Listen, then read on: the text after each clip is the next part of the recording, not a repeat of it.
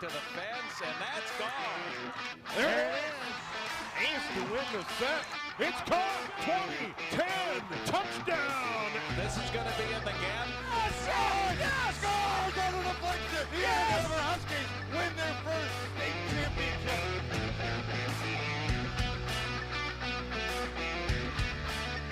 From Castle Field, it's tradition, it's fun, it's a beautiful summer night for an interstate matchup, interconference matchup between the Metro Knights out of the Skyline League and the Anoka Bucs coming out of the Metro Minny along with Joe Rulin. I'm Jim Erickson. It's town ball, it's amateur ball, and it's nearing the end of the season with the tournaments and the playoffs coming up. Joe, how you doing? Doing great, and you know what? You're right. This is the last game of the regular season here for the Bucs. Meanwhile, one more after this for the Knights. As we get ready for that first pitch on the hill will be Nate Tillman for the Bucs. Tillman, the right-hander. He'll face Asa Rapp, Zach Goodwin, and Josh Atano here, the top third of the order for the Metro Knights. 15-11 on the season, and Rapp swings and misses. Tillman 0-2 on the season, 5.54 ERA, making his fifth start here for the Bucs. Eighth appearance, 26 innings pitched, swing and a miss, nothing in two. Tillman's giving up 39 hits, 20 runs, 16 earned, struck out 16, walked 5. Batters are hitting .336 against him, comes with the slider that misses outside. 1 ball and 2 strikes, and we are underway. It's a beautiful evening for baseball, Joe. 84-degree first pitch temp. 1-2 pitch, swung on and missed. And the second baseman for the Knights goes down swinging, 1 down. Well, nice job by Tillman to walk the ladder and get him to go for one upstairs. I had a hunch and had a chance to speak with Zane Vitens, the catcher, before the game. He says, you know, just watch that 0-2 count. And they really want to try to get him to not throw it right down the middle, but find a good location. He did that, missed it, but then came back and got that strikeout. So, first strikeout of the night. Yep, left-handed swinging Zach Goodman bats here on right field for the Knights, who mentioned 15-11 on the season. Their host town is White Bear Lake. And the 1-strike pitch, first pitch was fouled to the plate. That's a called strike, 1 ball and 1 strike. Dennis Dahl is our umpire here tonight. Home game here for the Anoka Bucs. I tell you, the one thing you see from the other way here by Goodwin, the Knights squad is a vast roster. You know, they have close to about 35 guys on that roster. A lot of them playing college ball and heading back here in a couple of weeks. No balls, 2 strikes, lifted in the air to center. Eldridge is the center fielder here for the Bucs, and waits and makes the catch. 2 down. Thompson, Eldridge, and Lang in the outfield left to right. Reeders at third, Frenberg at short here for Anoka tonight. Wells at second. Piero is over at first. Vitens is behind the plate. As we mentioned before, Nate Tillman making his 5th start of the season, and he's retired the first 2 Metro Knights here. 2 down. That'll bring up Josh Atano, the shortstop. As you mentioned, Hatano getting himself set at the plate, come to try to jam him a bit upside. Hatano's out of Cottage Grove, Minnesota, playing college ball at Iowa Central Community College, kind of a hub for there. In fact, Goodwin also going to good Iowa Central Community College. It's a spot known for going from junior college to high potential for D1 schools in terms of junior college transfers. 1 ball, 1 strike here to Hatano. That one misses, and it's 2 balls and 1 strike. Gritzmaker will follow here. Again, we mentioned this is an interleague game. It's also an inter-class game. Nice breaking ball, but it missed just up high. 3 balls and 1 strike. The Metro Knights are a Class A team, and Anoka, of course, Class B, which for state tournament purposes doesn't mean anything anymore, as they merged them last year. This one's lifted in the air. Medium deep left field, drifting towards left center is Thompson, and he makes the catch in a nice first inning here for Nate Tillman, retiring the Metro Knights in order 1, 2, 3. 3 up, 3 down. Bottom of the first coming up. Anoka 0-0 here with the Metro Knights. Yeah, well, we got to do this for Taylor. That was a Wisconsin inning. 3 up, 3 down. They got in, they got out. Is he Wisconsin native? No. Oh. He's always, when we started working together, he wishes I was always he was. having that one, yes. But I would say you saw some great pitching by Tillman here in that first inning. But you're right. The two teams, the two classes are combined this season in that state tournament. And, boy, that's going to make for some interesting elements because there's only going to take 4 teams here in the Metro Mini, and you've got some stellar players, and all of it really just unleashes starting on Friday, Saturday, and Sunday. Certainly thickens the competition. Last year's champions, Class A, St. Louis Park Pirates, the B champs, the Rochester Royals. Class C, that class with well over 200 teams, that class will remain the same as it always has been. The Nisswa Lightning, the defending champions there. Anoka has won the last 2 meetings between these teams. They did not play in 2020. Last year, Anoka, the Bucs with a 14-9 win. The year prior was 5-2. They did not play in the shortened 2020 season. And then 2019, it was a 12-8 Metro Knights lead. Let's take a look at that lineup for the Anoka Bucs here. For their manager, J.D. Wells, leading off, doing the pitching, Nate Tillman. Batting second in left field, Tanner Thompson. Batting third at second base, J.D. Wells. In the cleanoff spot is shortstop Trent Fredenberg. Regan Reeder batting fifth at third base. Logan Piero is the first baseman batting sixth. Austin Lang batting seventh. In right field, doing the catching, as we mentioned, Zane Vitence batting eighth, and batting ninth out in center field, Charlie Eldridge. And they'll face Onis Farfan, who will be the starter. They'll face a left-hander here behind the plate, Sam Gary. For these Metro Knights, I mentioned 15-11 for them, coming off a win over White Bear Township, 11-0.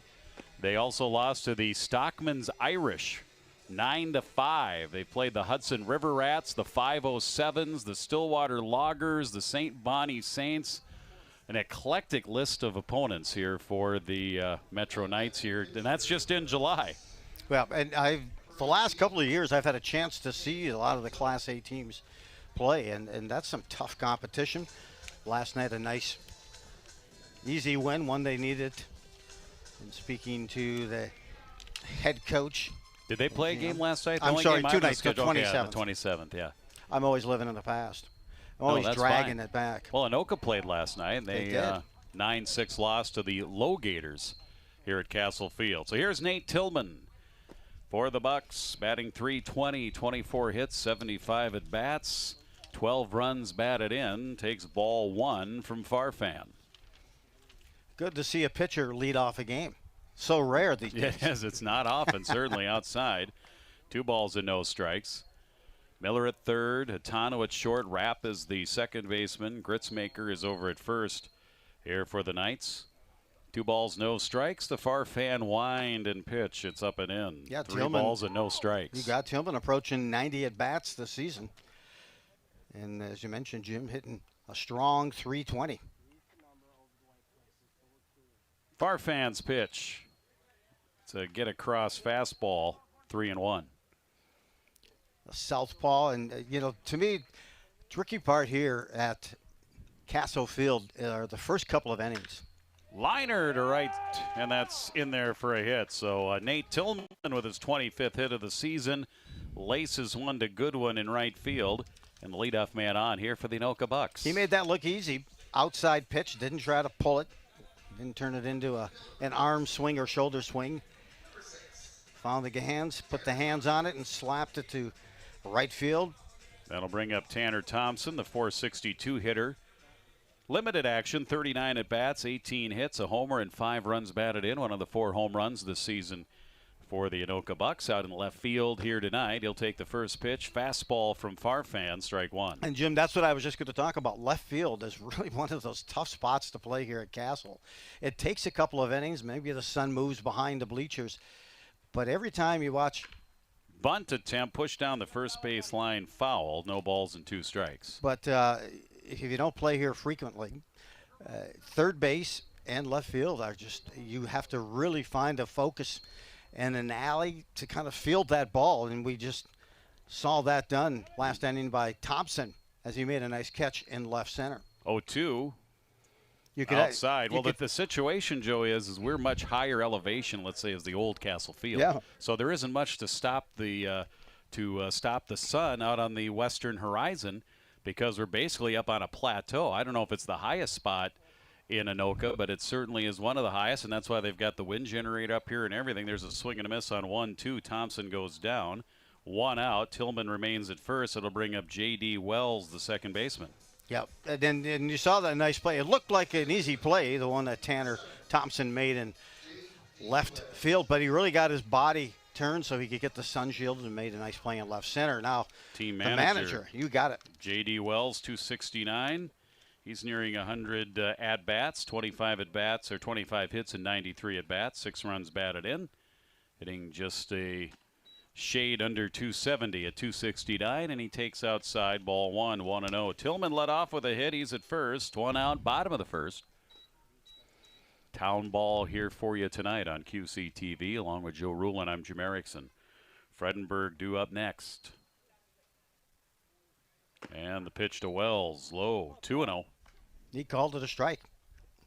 Late call. Oh, you did? 1 ball and 1 strike. Let's update that count. 1-1. He's calling it right on spot, but then his signal to us comes a little delayed.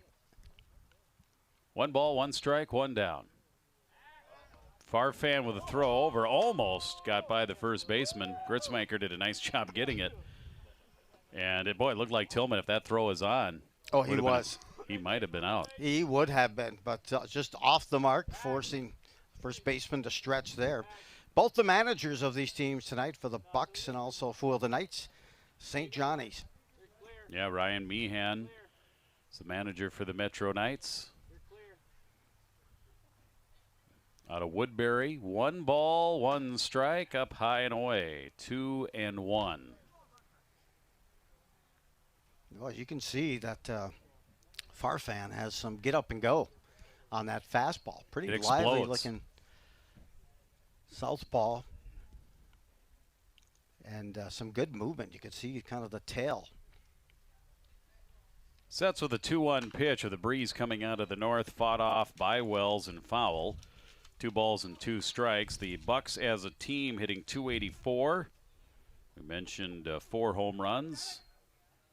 Wells at .269. Tanner Thompson .462 is the top average on the team we mentioned before. Just shy. Now he has 40 at-bats on the season. 2-2 pitch swung on in the dirt. And that'll be a strikeout. Wells goes down swinging. Back-to-back strikeouts here for Farfan. Now 2 out. Tillman still at first. And that'll bring up Trent Fredenberg, the cleanup hitter.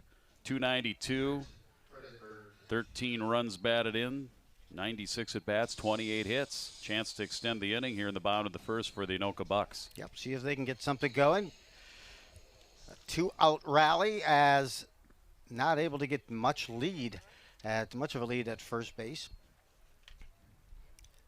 It's the Bucs pitcher and runner right now, Tillman, who has 4 stolen bases on the season. He gets the lead, bouncer towards third and foul. One strike here to Fredenberg. Yep, starts off with a breaking pitch.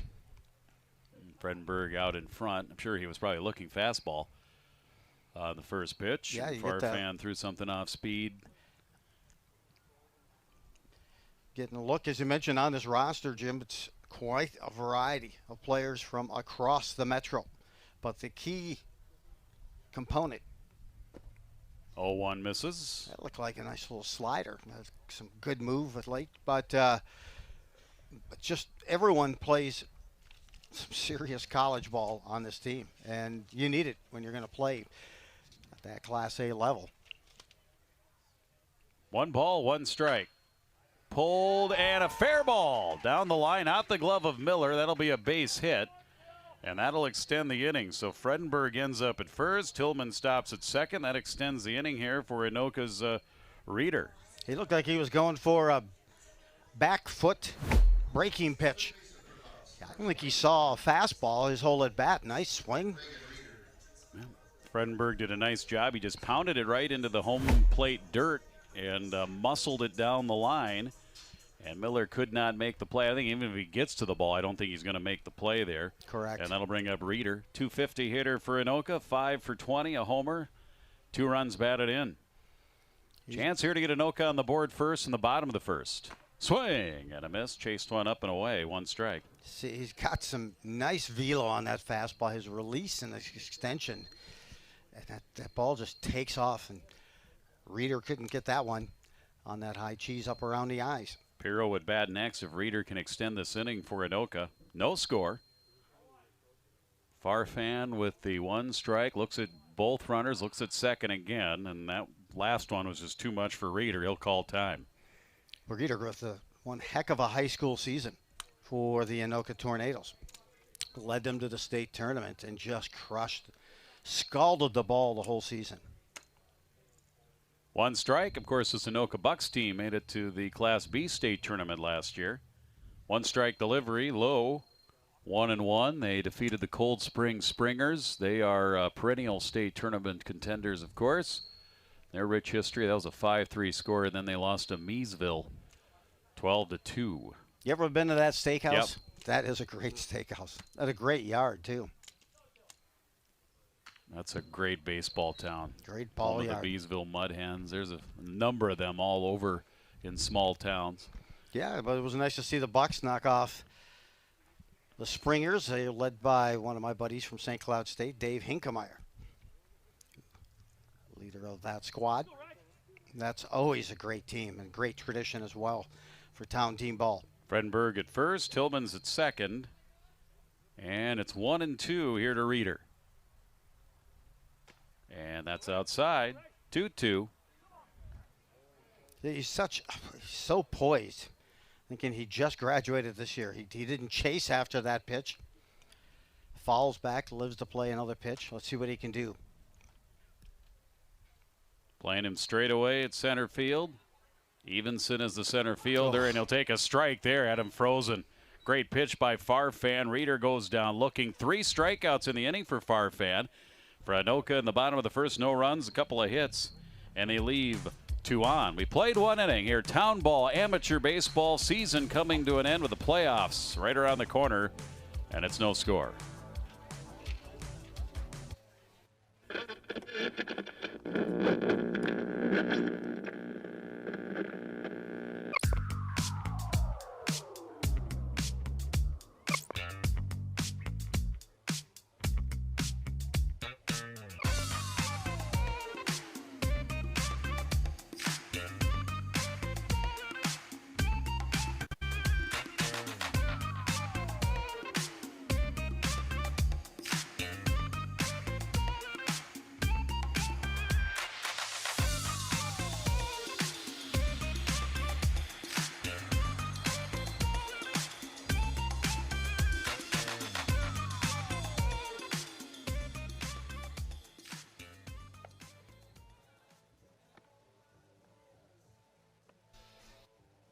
It's a beautiful night for a picnic out at the ballpark, Castle Field here tonight. Joe Rulin, Jim Erickson, QCTV, wrapping up our summer broadcast schedule.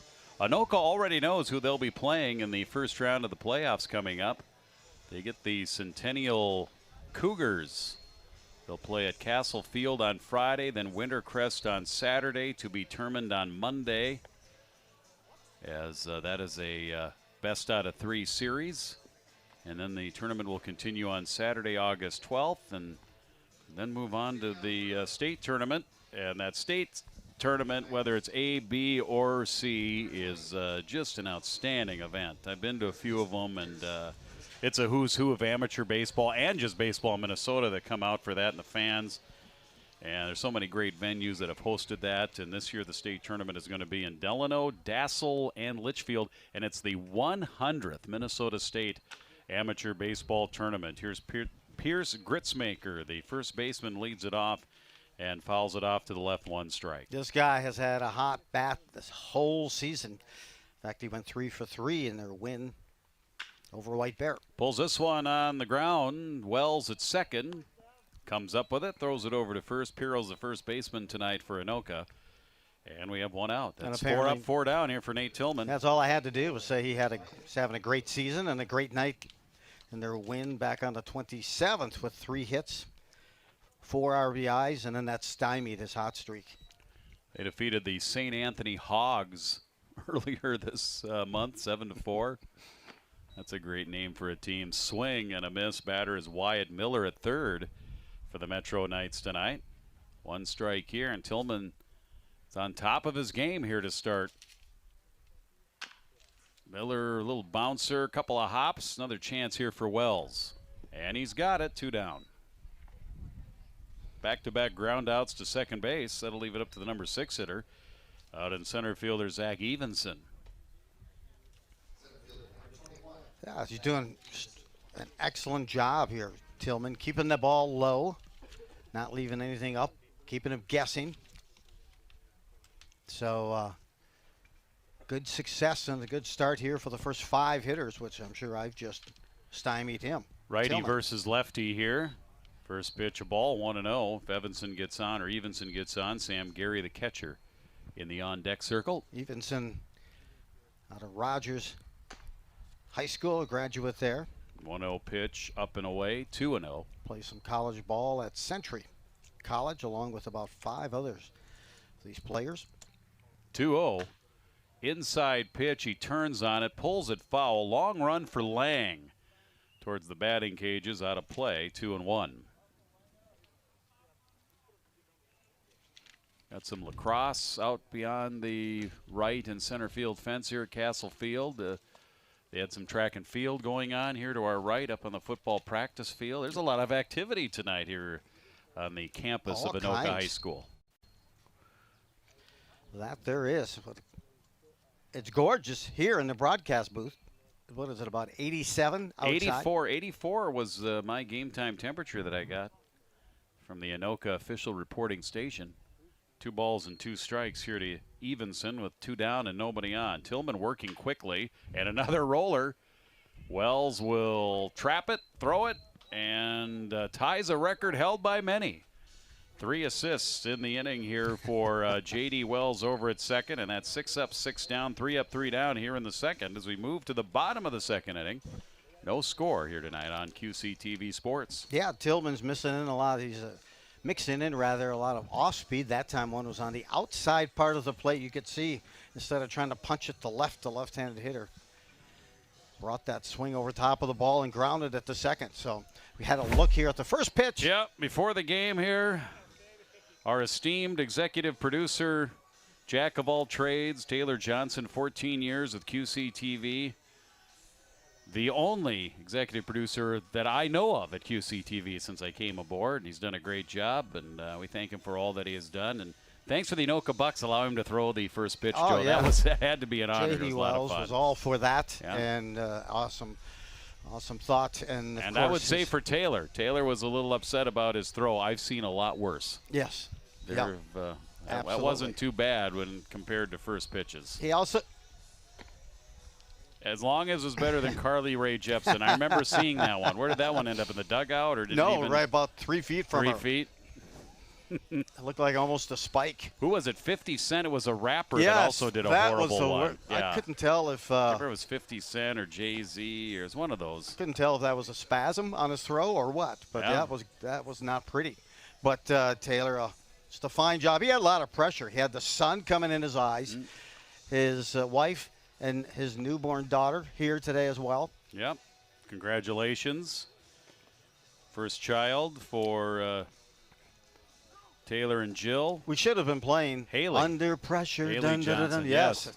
Dun, The dun, dun, one dun, dun, first pitch that Under I Pressure. did was at a Saints game, which Really? is kind of cool because it's a packed house.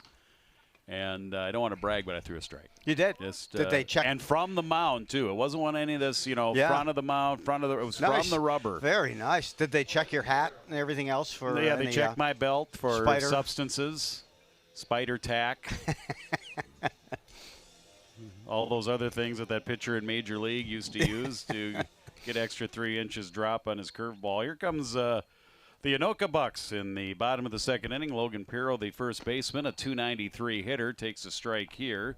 22 hits, 75 at bats, 9 runs batted in. 1 strike the count to him. It's Pirro, Lang, and Vitence. Misses outside and low. 1 ball and 1 strike. Working fast here for the Knights. Starting pitcher just throwing BBs. Farfan's whine, delivery, low and in, and he's fallen behind here. 2 balls and 1 strike. Yeah, he's out of Circle Pines.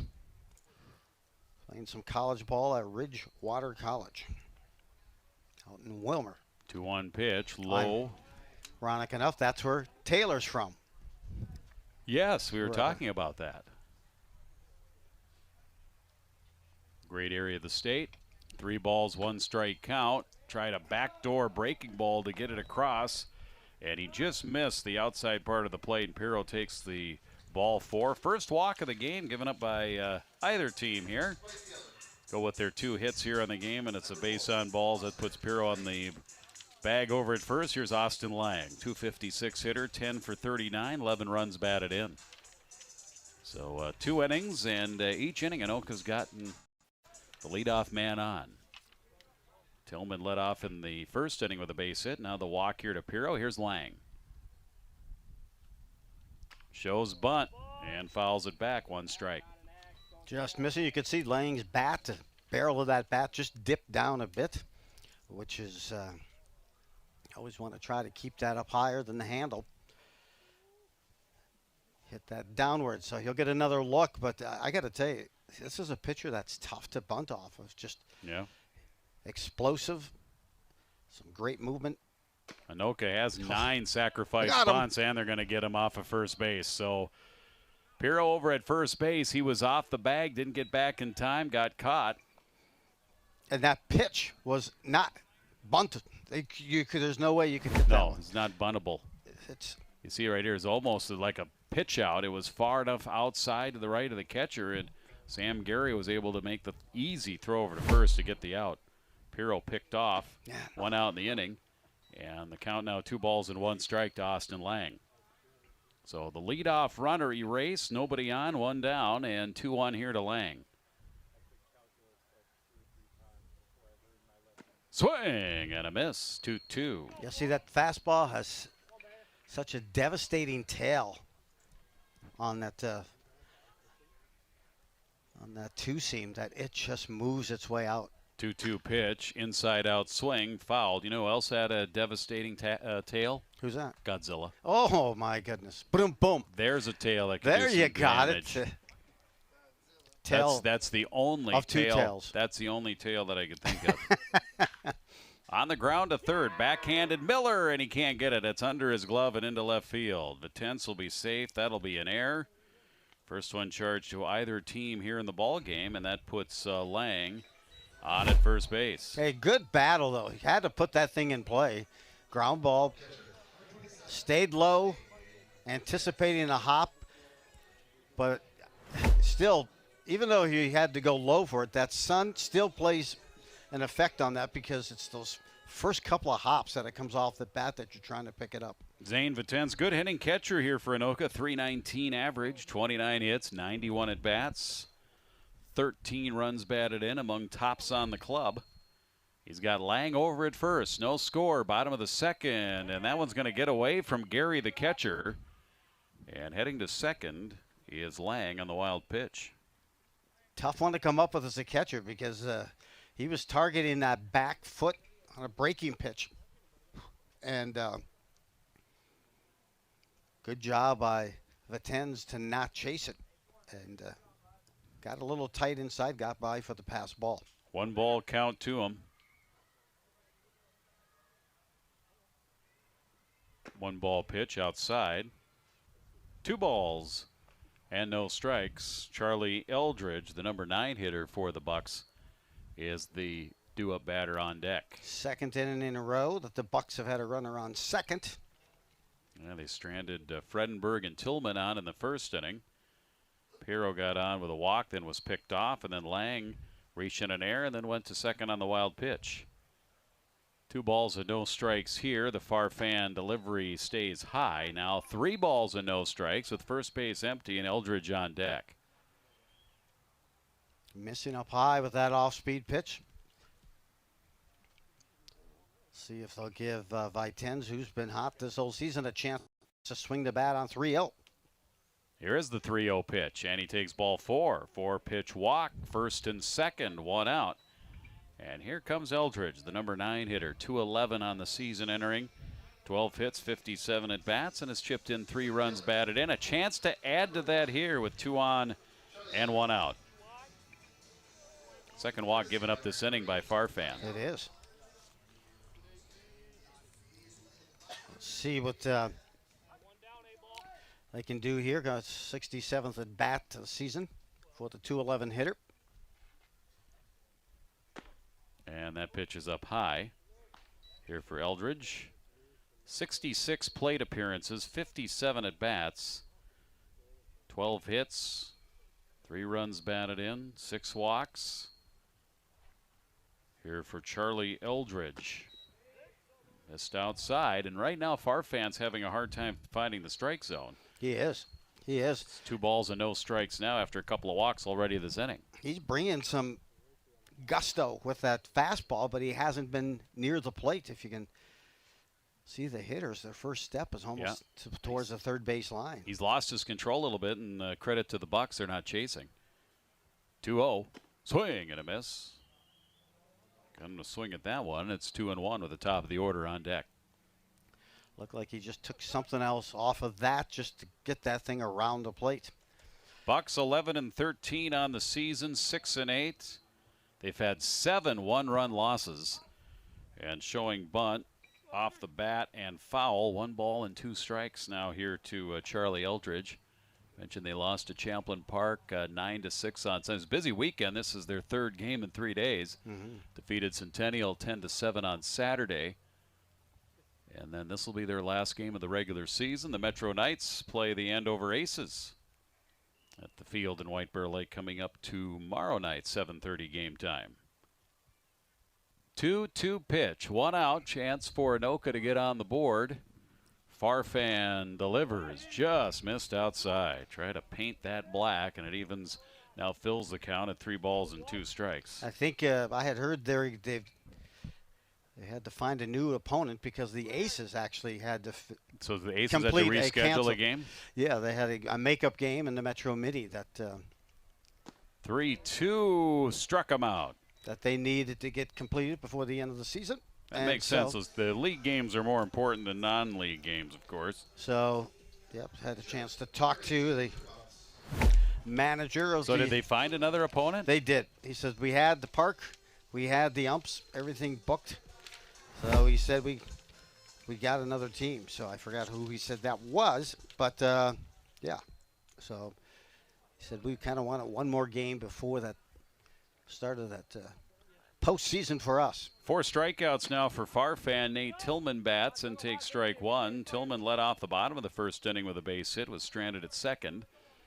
And Farfan trying to get out of the situation. There were 2 on and 1 out, now 2 on and 2 outs. Lang at second, Vitence over at first. And the pitch is high. 1 ball, 1 strike with 2 down, and Thompson on deck. Yeah, Tillman with a nice lace to right field. Outside pitch, got the hands out on it, and didn't try to do too much of it and hit it on the screws. Picking up his 25th hit of the season. 1-1 delivery, good eye there. Outside, 2-1. I thought he might try to come inside, maybe punch up the hands a bit just to not allow him to extend his arms like he did at last at bat. Let's see where he comes here. 2 balls, 1 strike to Tillman. And the 2-1 delivery misses. Again, Tillman, nice job at the plate. Came inside again, but that time much too low to take a swing at. 3 balls and 1 strike now. Hitters count here at 3-1. 2 outs. Good time for a clutch 2-out hit. Here, a swing and a miss, now 3-2. Some torque on that fastball. Tillman swinging for the downs on that one, just couldn't catch up to it. We were talking about how deep defenses in the alleys are here with J.D. Wells before the game. We can talk about a little bit more of that as we It's go a big to the third ballpark, inning. no It doubt. is. Runners And it's off. low, ball 4. So bases are loaded. The inning extends here. Lang, Vitence, and now Tillman on base. 3rd walk this inning given up by Farfan, his 3rd walk of the game. And here's a golden opportunity for Tanner Thompson. Highest batting average on the squad at .462.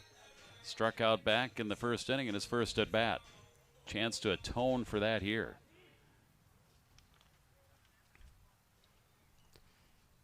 Taking a look to see anyone in the bullpen. Farfan still working from the set. Delivers little high. 1 ball, no strikes. Thompson can extend. Wells on deck. No score, and Anoka threatening here. Boy, a lot of pitches tossed this inning. For the southpaw. 1-0 delivery. 2-0. I'm not sure what the pitching staff situation is for the Metro Knights. Again, they haven't played since the 27th. Which that was, what, Thursday? 2-0. 3 balls and no strikes here to Tanner Thompson. Nowhere to put him with the bases loaded. Lang at third, Vitens is at second, and Tillman at first. Bases juiced. I'm going to guess he's going to watching this one. And that is a strike.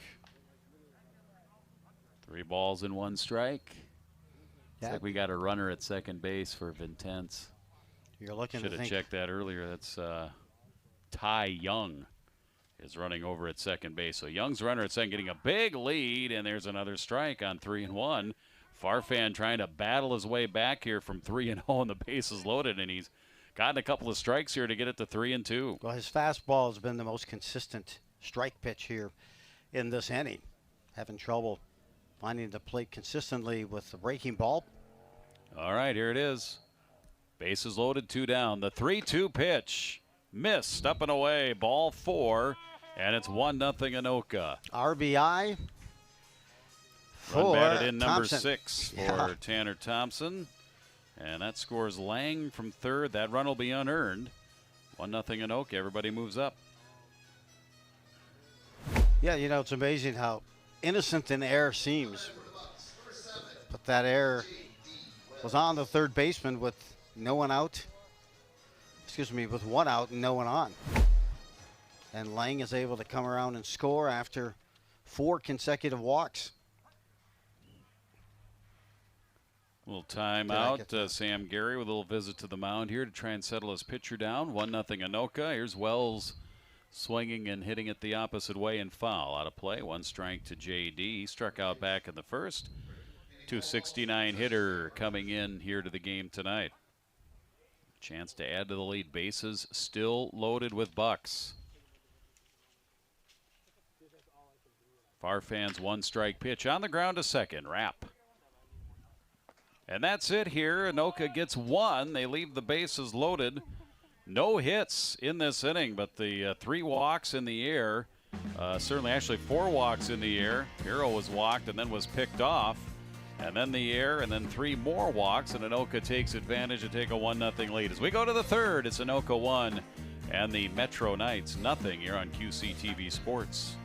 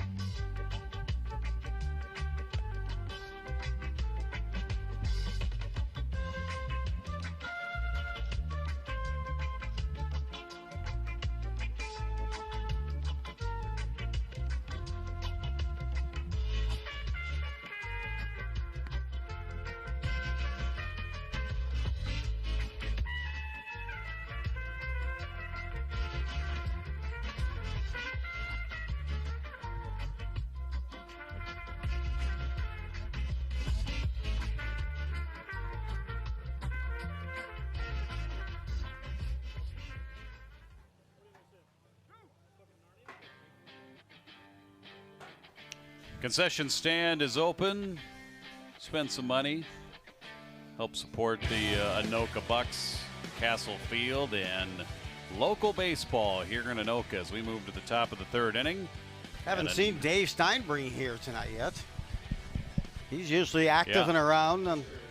Yeah, he's a fixture. He's a fixture, no doubt about that.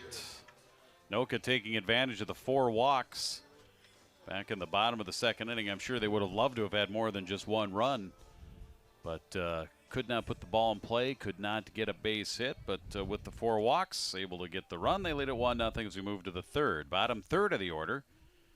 Gary, Hepsch, and Huberty here for the Metro Knights, and it's 1 strike here to Gary. It's been a nice start here to Nate Tillman. Let's see if he can continue it here with Tillman retiring the first 6 Knights that he's faced. Nice off-speed pitch, slow roller. Tillman's going to have to hurry. Plants, throws, got him, 1 down. I love that bunt. I love the defensive play. Tillman, cat-like quickness coming off that mound, and got to the ball, poised, and threw a strike, not only to the hitter, but to the first baseman on the throw. Bucs wearing their sharp pinstripe uniforms here tonight. Let's take a look at that play again. Tillman got on that quickly, made the plant, and the accurate throw, 1 down. Here's Parker Hepsch doing the DHing for the pitcher Farfan tonight. Swing and a miss, 1 strike. I like that play, you know, hey, by the hitter, just purely based. You haven't been able to get through yet, so let's just change the look, see if we can get a base runner. 1 strike up high. You know, sometimes when you make the pitcher make a fielding play like that as well, you can sometimes throw his game off to a pitcher that Oh, has absolutely. been kind of cruising along here. 1-1 to Hepsch, swing and a miss, 1-2. Always Number 8 looking to hitter. kind of change that behavior of the pitcher or that comfort level, and you're right. 1 ball, 2 strikes, 1 down. 1-0 Anoka. On the ground towards the hole left side, off the glove of Reeder. And that'll deflect past Fredenberg and into shallow left field. Tall drink of water at third, unable to get down as that ground ball slipped under the garage door of his glove. And it's going to be awarded a hit. So a hit for Hep. She's on at first. First base runner after 7 in a row. Being set down by Tillman, the number 9 hitter, Jack Huberty, out in left field tonight for the Knights. Bats left. Runner at first, 1 down. First pitch just missed off the outside corner, ball 1. A lot of other whistles going on around here. I mentioned there's a lot going on with track and field and lacrosse. Who knows what else. Here's a roller to second. Wells will try to turn 2 out at first, and then the throw, or out at second for the first out of the play, second out of the inning.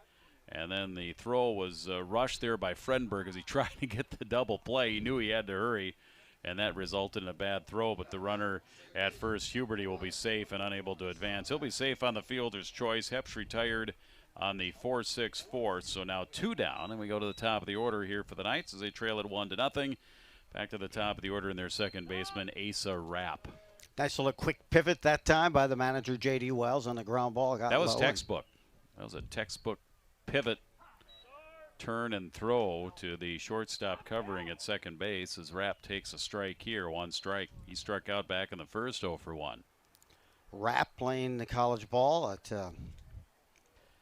North Iowa Community College, where he played high school ball at St. Thomas Academy. What city is that in? Is that Waterloo? Where? Yep. Correct. 1 strike off the end of the bat to the right side and foul. And Tillman gets ahead of Rapp here. No balls and 2 strikes. If Rapp extends the inning, Goodwin would bat next. Runner at first. First base runner here this inning for the Knights tonight off of that hit by Hepsch. Huberty took his spot on the force play at second.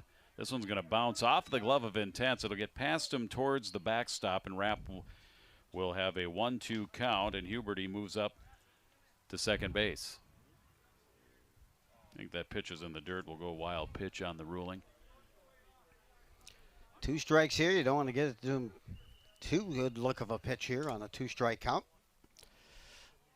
Let's see where he can move it outside. Tillman to the plate on the outside corner, struck him out. Rapp goes down looking.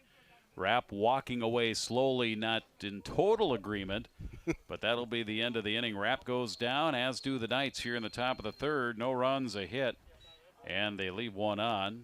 2.5, Anoka 1, and the Metro Knights nothing. Some might say that's a wrap of the top Yes, half it of would the be. third for Pun number 1 of the Knights. this Knight squad, who, as you mentioned, 15 wins on the season. Member of the Skyline League. As you get a look here. one of 4 Class A leagues, Park National, Riverview, and the St. Paul League, along with the Skyline. There you go. Metro Minny, very competitive as usual. And a team that finished second in the Class B state tournament last year, the Locators, leading at 9-2. Also, nearing the top, having a good year, St. Michael as well. And just up and down, much better. Anoka begin all about getting into the top four here as they start getting ready for postseason and look to get the pitching arms all set and everything aligned. You mentioned St. Michael on the town team side. Their Legion team made it all the way to the state championship game, and I want to say they played Eden Prairie, and I didn't see the final on that over the weekend. Yeah, and that team is made up of mostly seniors, which seems like it's becoming an anomaly lately for Legion, that most of them are using it for the underclassmen to kind of develop and get some additional playing time. And far and away, a team dominated by senior graduates this year and taking advantage of an explosive team. Jim Yeah, it looks Childs like and I had a chance to cover them. looks like St. Michael did win. They beat Eden Prairie in the championship game, it appears, because it says here, I'm looking at the Eden Prairie Twitter. It says we lost a heartbreaker, but they get to, as second in state, they go on to Rapid City for the regional Legion tournament and a chance to go to the Legion World Series. As Anoka bats here in the bottom of the third inning, Fredenberg, Reeder, and Pirro. Farfan delivers up high. Fredenberg singled back in the first inning, 1 for 1 tonight, entering tonight hitting .292. See the shadows now starting to get long, and 1 ball, 1 strike. This one's hit well. Crushed to left. Huberty turns, and this is gone. Almost halfway to 7th Avenue. And Fredenberg, his first home run of the season, 2-0 Bucks. oh, he barreled up on that pitch. Off-speed pitch. He was sitting on that because he got a high dose of him in the last at bat.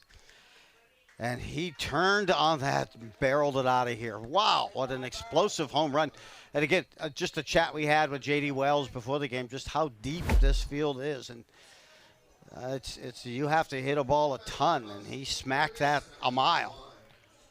Well, Farfan started him with a off speed with a breaking ball in his first at bat, and Fredenberg either he fouled it off or he was out in front of it, as I remember, and kind of bounced it to third. So he just kind of guessed that he was going to start him that way again, and he sat on it and jumped all over it. 2-0 Anoka as Regan Reeder now bats. First pitch a strike, second one is up and away, 1 ball and 1 strike. Reeder looking to avenge a strikeout in his first at bat. Wow, what a shot by Fredenberg. Whoa, just turned on it. And he had to be sitting there thinking, I'm looking for 1 pitch in that breaking ball. And he got it. Left it up around the hip. 2 balls, 1 strike pitch fouled back. That'll even the count here at 2-2. Reeder struck out looking to end the first inning. Reeder, 250 hitter. Homer, 2 runs batted in. Swing and a miss on 2-2. He goes down swinging. 5th strikeout here for Farfan, 1 down. That breaking pitch had a little bit more sharpness to it. A good spinner, and that ended up closer to that back foot, a little lower, and Reeder could not put any contact on it. His 2nd consecutive strikeout.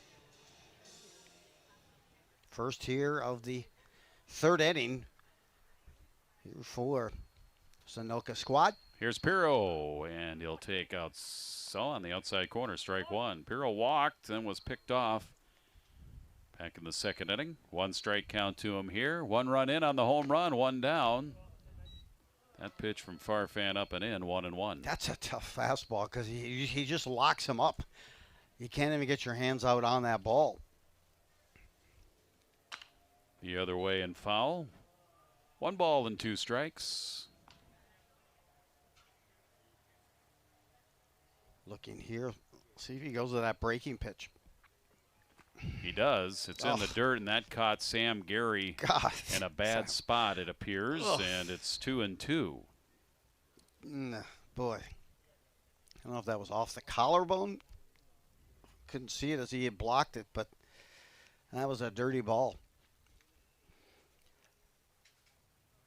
Took a bad hop. I couldn't tell if it hopped just before the plate or right after it. And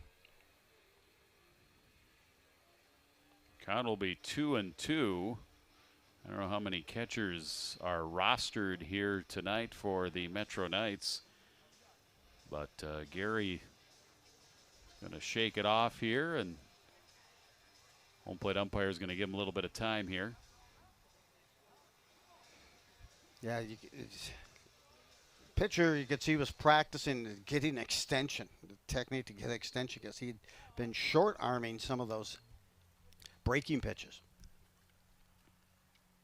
Counts 2-2 on the outside corner. Got him looking. That's back-to-back strikeouts, one swinging, and now one looking. Pirro goes down. 2 down, nobody on.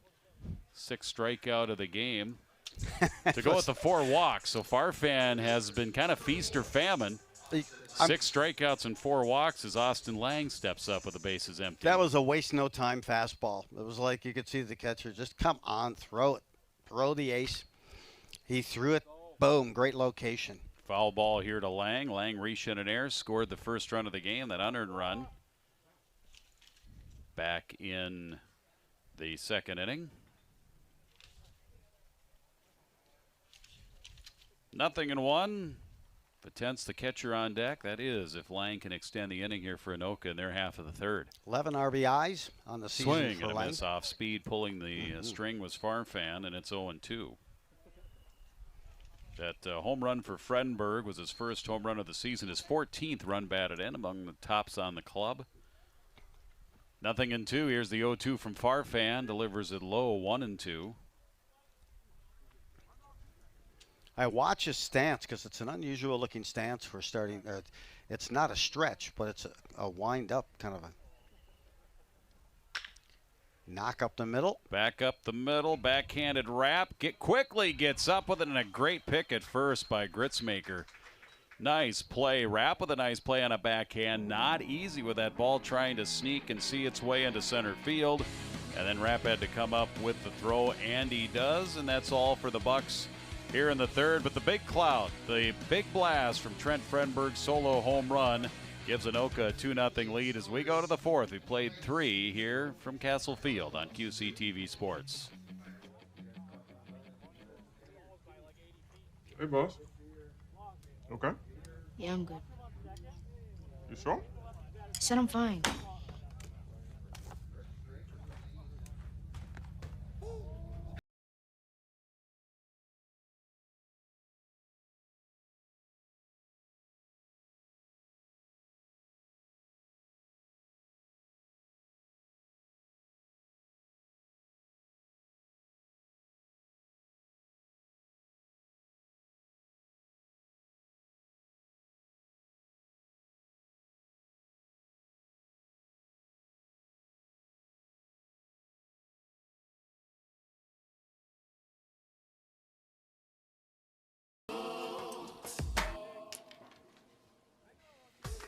Hey, son. Hey, Pop. You can talk to me. It's been really, really hard for me. A little soccer here tonight, lacrosse. Who knows what else they're doing here tonight in the Anoka area. There's probably somebody in the pool. There might be somebody skating over at the ice arena. Pickleball. Probably some pickleball. As Zach Goodwin leads it off. No Metro golf, though, Knights, I'm sure. top No of the golf. 4th. Well, we'd have to go a couple of directions here. We'd have to head over. Here's a high fly to right field for Goodwin. Long run towards the fence is Lang, and he'll have to let it bounce on the warning track. And it'll be a stand-up double. First extra base hit of the game for the Metro Knights. Goodwin, first pitch he sees here in the top of the 4th. It's a high fly ball double to right. And that'll bring up Josh Hitano. Goodwin now 1 for 2 on the night. Did a good job of keeping his hands above the ball that time. Even you could tell off speed he was waiting and waiting and finally caught it at the right spot. but hit it to one of the deepest parts of the park that had a high, pretty good trajectory also. Hatano on the ground through the hole into left field. Back-to-back hits. So the Metro Knights had gone hitless until the third, and now they, in 3 of their last 5 at-bats, have a base hit. Now they got a Double and now a single. Runner at the corners. Nobody out for Pierce Gritzmacher and a 2-0 Anoka lead. Hey, he is far and away their hottest hitter this season. Third hit of the game here for the Metro Knights. And here's a fly ball to right. Getting under it was the batter, Gritzmacher, and Lang will wait and make the catch. Tagging at third. Here comes Goodwin, and he'll score easily. And the Metro Knights are on the board. It's 2-1. Sacrifice fly and an RBI for Pierce Gritzmacher, the first baseman. Scoring Goodwin from third. And now 1 out for the number 5 hitter, Wyatt Miller. Ground out to second baseman in his first at bat. Ground out victim there, 0 for 1. Toss to first, close play, got him! Pirro holding with Hatano over at first base. Diving head first. We'll take a look at the replay, but he's been erased off the base paths just like that with a pickoff, 2 down. A clean slate. Nice job. I watched Tillman just kind of hesitate, just a half a second. 2 hopper to short. Fredenberg fires high. That's over Pirro's head and makes its way back off and into the bullpen, which is not out of play. Some ballparks will have that where if the bullpen is there, they'll have a white stripe and a white chalk line there. But here, if it goes into that, it is not out of play, and there's no base awarded. So staying at first is Miller. On the air, first air charge to Anoka here tonight. That extends the inning for Zach Evenson. Southpaw, lefty here takes It's a one swing. to right center field. This one is in the gap. It's towards the fence, and it's going to one-hop the fence. This is going to tie the game. Miller to third, rounding third. He'll come in, and we're all tied at 2 and a clutch. 2-out double by Zach Evenson, and that ties the game at 2. Well, you know what? Second time up for them. They've been kind of watching, studying Tillman, check for any tips or tendencies, and boy, they've jumped on a couple of first pitches, and the balls that they have scalded have gone to the deep part here at Castle. This one again, the right center. 2 doubles this inning. Hatano and the single, 3 hits, couple of runs. That one will be unearned here to Tillman. And the inning continues, not done yet with the runner at second. Go-ahead runner now in scoring position for Sam Gary, who tapped back to the pitcher back in the third inning. Yeah, the 2 doubles that have been hit this half inning look like they may have potentially are ready to go yard. But, swinging a pin. I think each time either they just didn't have enough juice or just got under it just a little bit. And it's no balls and 2 strikes.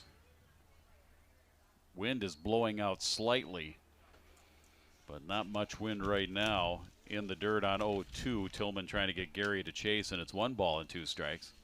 Gilman had been sailing along, and then things have gotten difficult here in the 4th.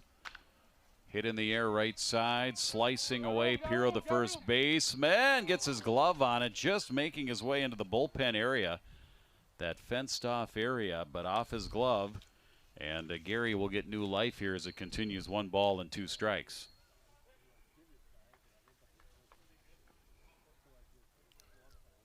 Tillman, an Anoka grad. And actually, we have it's still Gary. It looked like 4 instead of 41. So 1 ball and 2 strikes. Playing some college ball at Anoka. Ramsey. 2 down. Popped up. Left side. Reader again. Foul territory, and that'll find its way over the dugout. And it stays 1 ball and 2 strikes. Yep, had a good look at that breaking pitch, but dropped those hands below the ball at the point of impact and popped it foul. Gets another look at another pitch here by Tillman. Yeah, another chance here for Gary. 1-2, trying to give his team the lead for the first time. Little sidearm pitch, 1 hop to third. Reader charges on the infield grass, throws it across the diamond Gary is down, but a big inning here for the Metro Knights. 2 runs, 3 hits. There was the error, and they leave a runner on. We'll move here to the 4th inning. Bottom of the 4th, and the Metro Knights have tied this game up at 2. They have, and you know what? Some good hitting. Getting through that lineup now a couple of times, getting the chance to see more pitches, and they pounced on those doubles early in the count. In fact, the last one was on the first pitch, so obviously looking for a particular pitch. And both of them were. Both of them were on the first pitch. Goodwin on the first pitch of the inning. Doubled it to the right center field gap, and then Evenson did the very same thing. So we got ourselves a brand new ball game as we go to the bottom of the 4th inning. Temperature is 84 game time temp. It's dipped down a little bit here as we near sunset to 81. I knew I should have wore that sweater tonight. Dang it. 81 degrees, anything below 80, and I just become fragile. And you become brittle is what you do. You brittle like a frozen water pipe. I thought you were talking about my golf swing. Well, that's a different kind of brittle. So your favorite golf course this season, this summer? Have you been to new ones? Oh, gosh. I played the one in Forest Lake. Is it Tanner's Brook? Yes. I've never played that one before, so that was kind of fun. I always like playing new courses. Played Majestic Oaks once, and we'll play Madden's up in Brainerd here in about a month and a half. That will be sweet.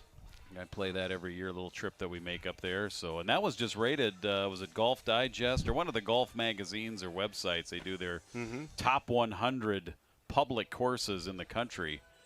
And Minnesota had 3, and they're all up north. You had the Wilderness up at Fortune Bay.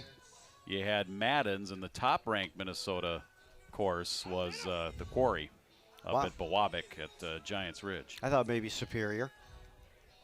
Superior National in Lutsen, that is very nice. I don't know if that's ever made the top 100. Here's Zane Vatence. Bottom of the 4th, Vatence, Eldridge, and Tillman. Got ourselves a 2-2 ball game. Ball 1 delivery here from Farfan. I like these uniforms. For the Bucs, they got some spunk. I like the stripes. That one misses 2-0. They also have orange uniforms, right? So really, correct. Really would have been look like spooktacular. Yeah, it would have looked like Halloween here had they both wore the orange. And here Farfan, 3 balls and no strikes to Vatence, who walked. Ty Young ran for him back in the 2nd inning. Well, they need Orange Crush as a sponsor. 3-0 pitch. Oof. That hits the outside corner, 3-1. But that pitch, man, you think he'd throw that a little bit more frequently because he has command. And a strike at the knees on the inner part of the plate fills the count, 3-2. Vatence followed by Eldridge and then Tillman. Fastball outside corner. 8-9-1 here, and that's up and away. Fastball, but way off the outside corner. Vatence walks for the 2nd time. See if they get Ty Young to run for him again. Courtesy runner for the catcher. Certainly appears so, and it will be. So Ty Young running at first for Vatence. And now Charlie Eldridge, 211 hitter, number 9 hitter in the Anoka lineup. Struck out swinging back in the 2nd. One of 6 strikeout victims here for Onis Farfan. 6 strikeouts out of the 9 outs here in the first 3 innings. Now that we're in the 4th. And the pitch gets away from him, up and away, 1-0.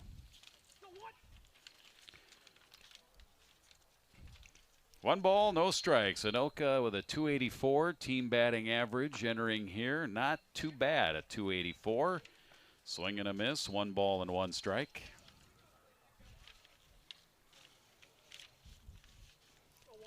Taking a look here also at runs for and runs against here for Anoka. We'll wait until after this pitch. Farfan's 1-1. Shows bunt, pulls back. It's a ball, 2-1. Coming in, tonight's game, this was 71 runs scored. Now make it 73. Runs allowed, 64 for the Bucs. Mentioned there 2 games below 500, both overall and in the Metro Mini. Overall wise this season, they've scored 144. 2-1 pitch coming. Farfan from the belt. Long set. Again, squaring is Eldridge and fouls it at the plate. Evens the count at 2 balls and 2 strikes. Bucs have had a number of close games this season. Again, J.D. Wells telling us 7 one-run losses. The most recent of those was a 9-8 loss to the Forest Lake Brewers on Wednesday, July 12th. Was that the Town Ball game where Channel 9 was there? I think Fox 9 Town Ball game of the week. 12-inning affair at Schumacher Field. Swing and a miss. Boy, that one had downhill, downward break on it. And swinging over the top was Eldridge, and he goes down for the second time in the game, 1 out. 1 word, 2 syllables for that pitch. Filthy. It had some movement. Wow. I think we said the last game, conviction, command and conviction on that pitch. But it feels like maybe you got to starting to get the feel. Yeah, you got to get the 4 C's. I'm kidding. Nate Tillman, walk and a base hit. He's been on twice here, which is outstanding for your leadoff man in the order. Takes ball 1 here. Ty Young still at first with 1 out. Ty Young, the courtesy runner for the catcher Zane Vitens, who walked for the second time in the game earlier this inning. And the 1-0 up and away, 2 balls and no strikes. Tanner Thompson on deck. Yep, it was Tillman who went to right field. A nice base hit in his first at bat. That's when I thought second time up he might try to lock him up inside with some breaking pitches. 1 of 3 hits in the game tonight for Anoka. That one breaks outside. He's got a lot of tail. We talked about the tail that Farfan has on that pitch. And Anoka's done a nice job laying off that. And it's 3 balls and no strikes. Farfan's given up 5 walks. And that's a strike. Doesn't give it up here yet. 3 balls and 1 strike. Well, we talked about, with Forest Lake, with JD before the game, as the Blaine team dissolved this past year. 3-1, foul back. Good fastball there by Farfan. Tillman doing what he can to make contact. That allowed several teams to take advantage of improving their pitching staff. Forest Lake was one of those squads. Coon Rapids as well. Those players went into the portal. Transfer portal. 3 balls, 2 strikes. Swung on and missed. Got him on a high fastball, and Tillman is retired for the first time tonight. Strikeout number 8 tonight here for Farfan. It looked like Tillman attempted to go to right field again on that last pitch, but just couldn't get the hands out on it. Yeah. Came up empty. Tillman down swinging, and that'll bring up Tanner Thompson in a 2-2 ball game, bottom of the 4th. Just some fair weather clouds in the sky here tonight. A beautiful night for baseball. Thompson tonight, a strikeout and a walk. And a run batted in. His 6th of the season. Bases loaded walk back in the 2nd inning. Scored the first run of the game for the Bucs. Here a check swing foul into the glove and off the glove of the catcher, Gary. 0-1. You still see that he's throwing some razor sharp pitches. That time a spinner, but still has the hitters off balance. You know, he's effectively wild. Yeah, he has had 5 walks here tonight, but I think his wildness sometimes plays to his advantage a little bit. And he's quickly ahead here, 0-2. And did we just get a balk? We did. Yep, Farfan did not come to a full set with the runner on base, so that will move the runner Ty Young up to 2nd on the balk. The rare balk. You don't see many of those. First one I've seen, I think, at any level this year. No balls and 2 strikes. It's a dead ball when the balk, so it stays at 0-2. Runner now at 2nd, and there's a called strike on 0-2, and Thompson goes down looking. So much for the balk. And that'll end the inning. Anoka's down here in the 4th. Yep, So did not come the balk set. there. Yep, you're correct. And we'll go to the bottom of the 4th inning. Anoka in the bottom of the 4th. We got a walk and 1 left on. We move to the 5th. We played 4 here. Still tied at 2.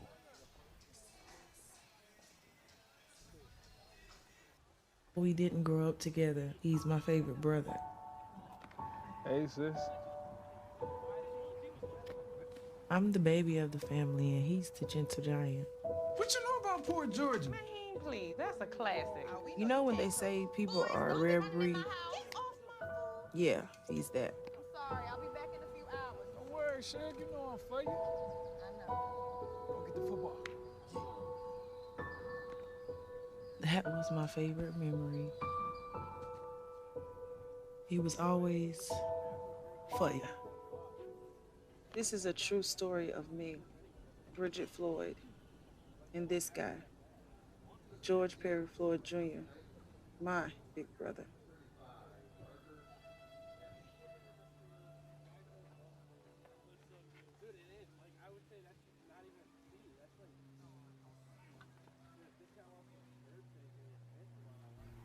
Moving along to the top of the fifth inning. Still tied at 2. Good ball game here tonight. And Parker Hepsch, the leadoff man, bounces it to Reeder at third on the run. Throws him out.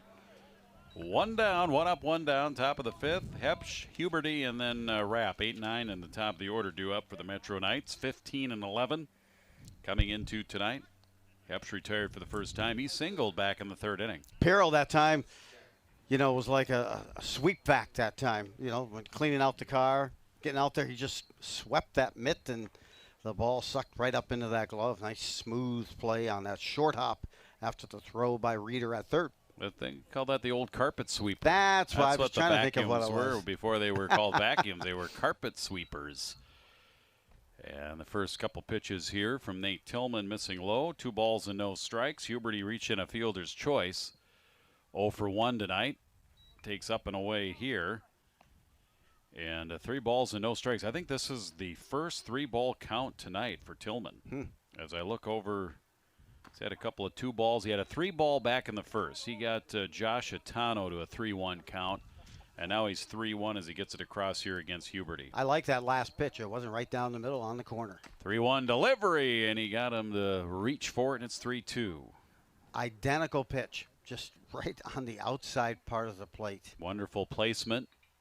3-2 payoff pitch comes inside off the hand, a little flare to left center field, and the center fielder Eldridge will call off Thompson and make the catch on the run. 2 down. Little less sun this time for Eldridge to deal with that ball coming his way, to hauling it in. Bring up the top of the order. Asa Rapp 0 for 2 with 2 strikeouts tonight. Thompson to handle that in left field. In fact, Rapp, 2 strikeouts. Those are the 2 strikeouts on the night here for Tillman. So Tillman has had Asa Rapp's number, and he starts him out 1 strike. 0-1. Chopper towards the hole. Tough play. Fredberg gets to it in shallow left field, just onto the grass. He thought about the old plant toss, jump throw over to first, but no way he was going to get him. That's an infield hit here for Rapp. Yeah, that was like a 14-hop worm burner. It's a deep short. By the time he had it in his glove, he was almost, Rapp was at first. But good coverage, good range, way to get a glove on it. But there's now 2 outs. Runner at first. Fifth hit of the game. Fifth hit of the game here for the Metro Knights.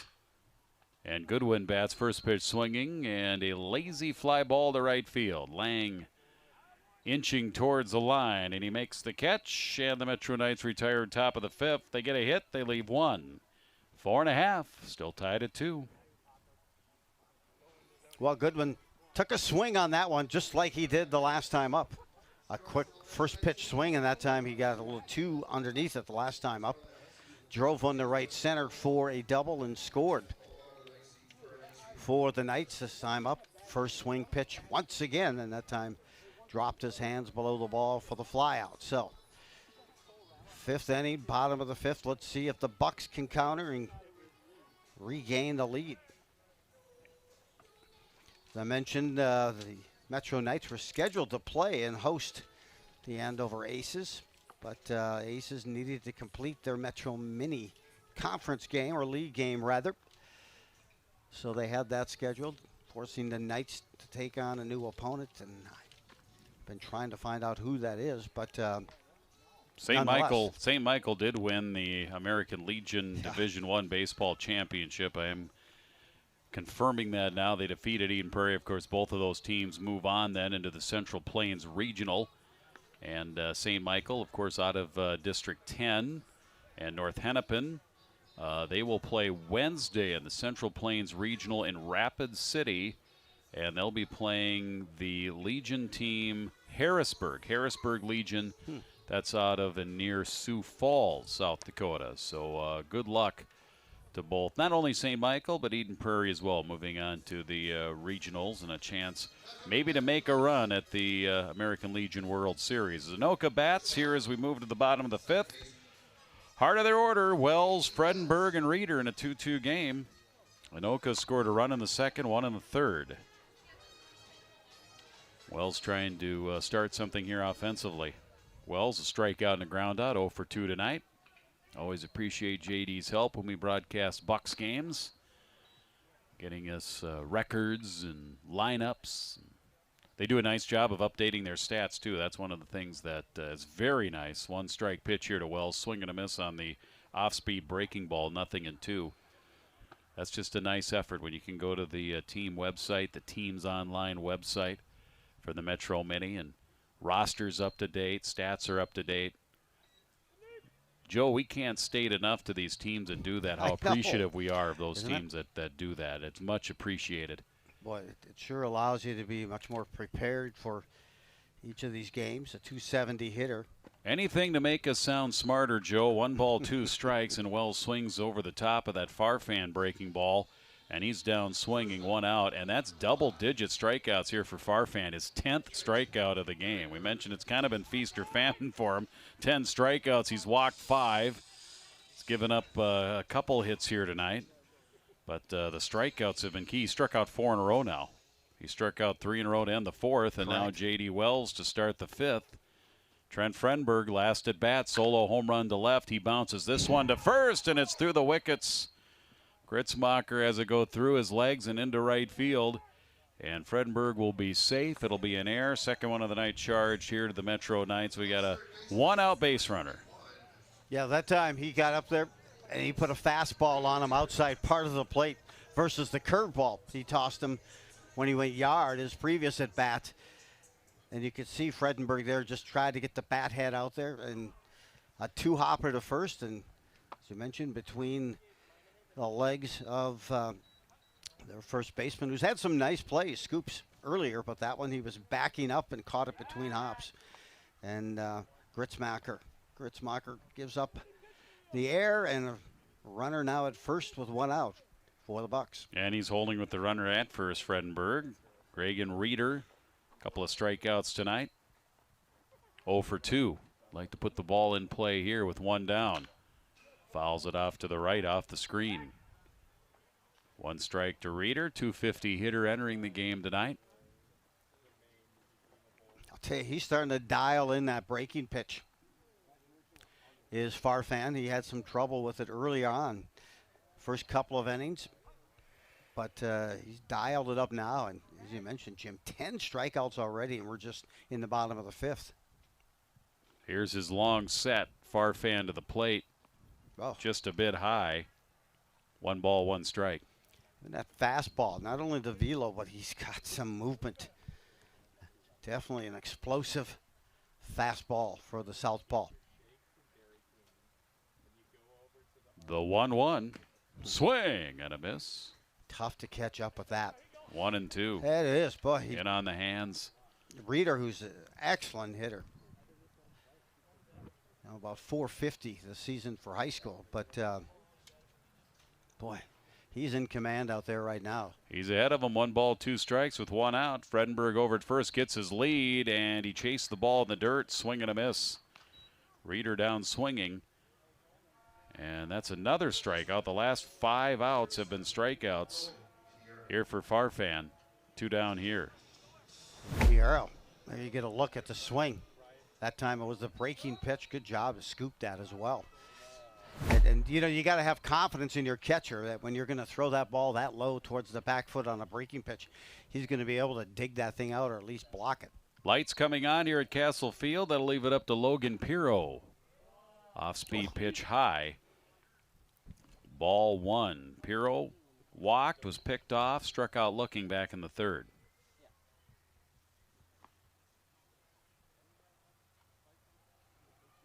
One ball, no strikes. Farfan, the long set, delivers outside. 2 balls and no strikes. Lang awaits if Pirro can get on.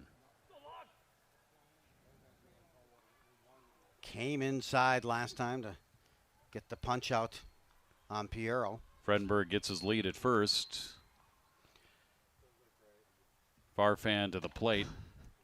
And there's a strike called. It's tough to get, on most lefties, any type of lead out there. And last inning, Farfan was called for the balk. This time with the runner on, you almost see him kind of holding just a bit longer. Pirro got picked off in a scenario like that where he came to the plate. 2-1, fouled at the plate. Evens it up here at 2 balls and 2 strikes. Farfan would have had a pickoff earlier in this game, but ball went to the wrong side of the base, and Gritzmacher had to reach for that one. 2 balls, 2 strikes, 2 down. 2-2 score. A lot of 2s up there. And the lefty delivers. A breaking ball, and Pirro is frozen. And that's 2 straight. Oh my goodness. Striking out the side here. Not in order, but 3 strikeouts in the 4th, 3 here in the bottom of the 5th. That's now 12 strikeouts in the ball game here for Farfan, and he's right now humming, and we're still 2-2 as we move to the 6th. Anoka 2, the Metro Knights 2 here on QCTV Sports. Last week, Brandon met a girl on a dating app. One day after work, he finally found the courage to ask her out. No answer. He started to panic. Was he being too pushy? Maybe it was too... Hey, sorry I didn't respond. I was driving. I would love to go on a date. How does tonight sound? Brandon tried to play it cool, but inside he knew. A girl so smart, so responsible. She must be a keeper. Attacks against Asian Americans and Pacific Islanders are on the rise. My simple solution to the problem was remove people from the scene and help them feel safer. In terms of the hate crimes, I think there is so much more work to be done. We really need to come together and tackle this issue as a community.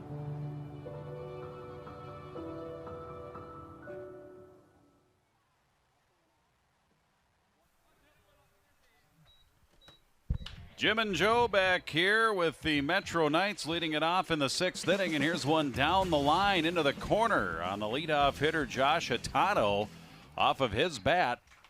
And that's another leadoff double here. That's the 2nd leadoff double of the game, 3rd double of the game. Extra base power and speed here for the Metro Knights, and they've got that go-ahead run now in scoring position. Nobody out here in the top of the 6th for Pierce Gritzmacher, the first baseman.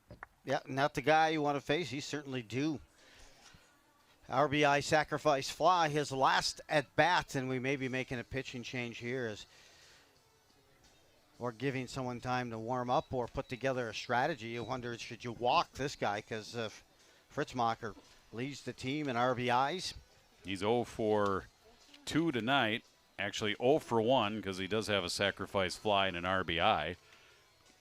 And, Tillman got off to such a good start. He was in command. He retired the first 7 men that he faced and gave up a single in the 3rd with the fielder's choice, and then gave up the 2 runs, one of them unearned in the 4th inning. Game is tied at 2, and they'll stay with them here with the leadoff double and Gritzmacher stepping up. Yep, and if you noticed, Goodwin, his last at-bat, first pitch, he went after it, just missed it, got under it. His previous at-bat, first pitch, double. And the same with Hatano, his last at-bat, he jumped on the first or second pitch. So they've picked up a little tell, a little indicator, something that they picked up off of Tillman. And at this at-bat, which got him to double, first pitch drove that down the left field line. 2-0 now, 2 balls and no strikes. And I just wonder if they're going to try to pitch around. Sorry, Jim, because you saw the first couple of pitches nowhere near the strike zone here. First base is empty. Nobody out. Runner at second. Wow. There's a strike called, 2-1. That's Gritzmacher again, a ground out and the sacrifice fly earlier. Yep, that's where you want to put it if you're going to, at knee level, outside part of the plate. 2-1 in tight. 3-1. We were talking about Forest Lake last inning a bit, and you're seeing Wallner with the Twins out of Forest Lake really starting to get hot. I called a lot of his high school games on old WLKX 95.9, and he hit a ball at Woodbury that was well over, and there's like a practice football field. You can see the lines out beyond right field, and it was like 30 yards at least. 3-2 payoff pitch fouled away. Gritzmacher stays alive. It's really good to see him do what he's been doing, and I'd like to see the Twins just go with him. And forget about Kepler. Well, and that's why I thought, hey, they were playing him more and more. Yeah. And he's hitting much better, Kepler. But he's still only hitting maybe 225, 230. It's time to move on. That's a great time to trade him, and the deadline is upon us. 3 balls and 2 strikes, full count. Wallner certainly deserves an everyday chance with the Twins. 3-2 up and away, ball 4. Just the first walk given up by Tillman in the game tonight. So his command has been good, but now 2 on and nobody out. I caught the Saints game on Saturday. You caught the game? They brought you up as a catcher? Well, you know what? You got first pitch. I got first catch. Again, they wouldn't allow me to wear a mask, but that was wise. But no, it was fun to watch. They figured what more damage could they do? As we have 2 on, and here comes Wyatt Miller, the number 5 hitter. I've got that face of Gump Worsley. 1 strike here to Miller. Miller reached on an air, scored an unearned run back in the 4th inning. 0 for 2 tonight. First and second here. Tillman battling, giving his team all he can here. Here's the slide step and the bunt. It's a fair ball. Tillman will have to hurry again. Throw to first. Not in time. Bases are loaded. That was an excellent bunt. What an outstanding bunt. I mean, perfect placement.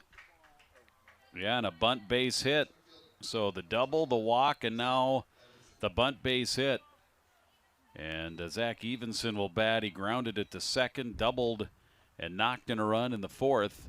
And a chance here to give the Metro Knights their first lead of the game. And you know what? Everyone there did everything right, including Tillman as he fielded that thing. Came off the mound quickly, but the placement, if it was so far close to the third base line, every step he took to get that ball gave the runner that time, Miller, at least 1 or 2 additional strides, and he beat the throw.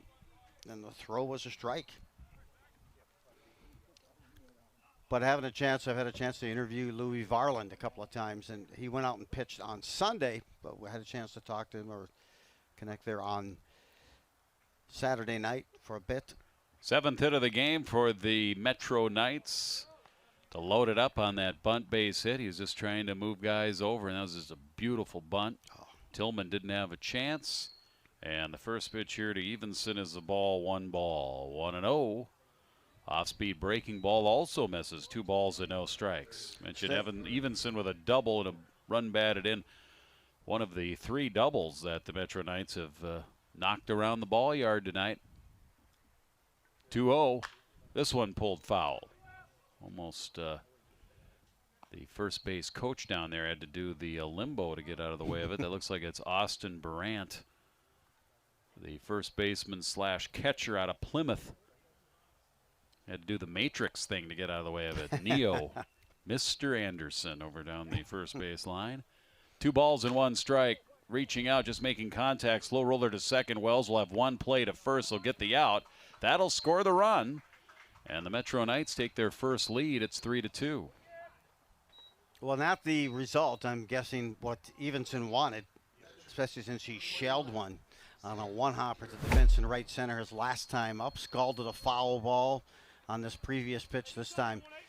Got the hands out and rolled it over for the ground ball. Wells makes the play, gets that out, which is the key, but a run scores. Now the go-ahead run here for the Knights at 3-2. Yeah, it makes it 3-2. Infield comes in.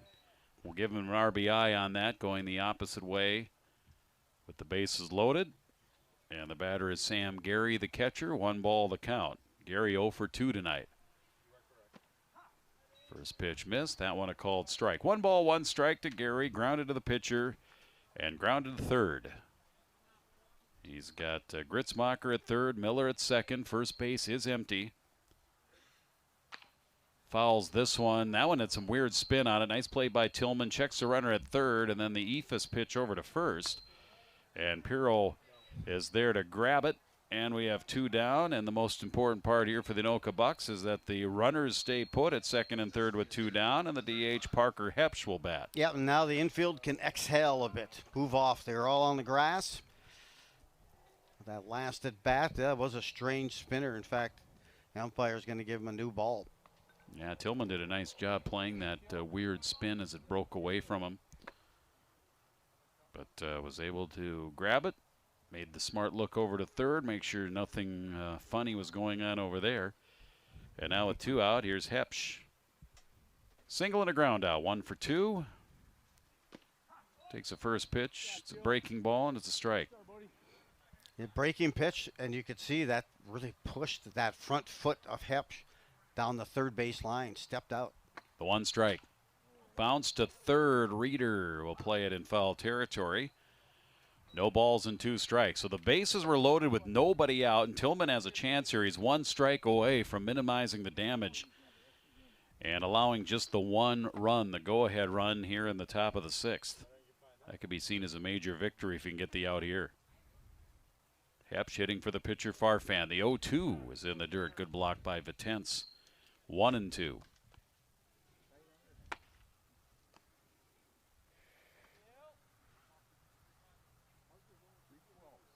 Huberty would bat if Hepsch gets on. Tillman's gone the distance. Here's his 1-2. Line 1, hop off the glove of Wells. That'll make its way into center field. 1 run is scored. Here comes the throw. It's up the line. 2 runs are in, and Metro Knights, they have opened up now a 5-2 lead. Critical 2-out single by the number 8 hitter, or the number 7, excuse me, it was number 7 hitter. It's a hot shot. Yeah. Tough play for Wells to try and backhand that going towards the hole.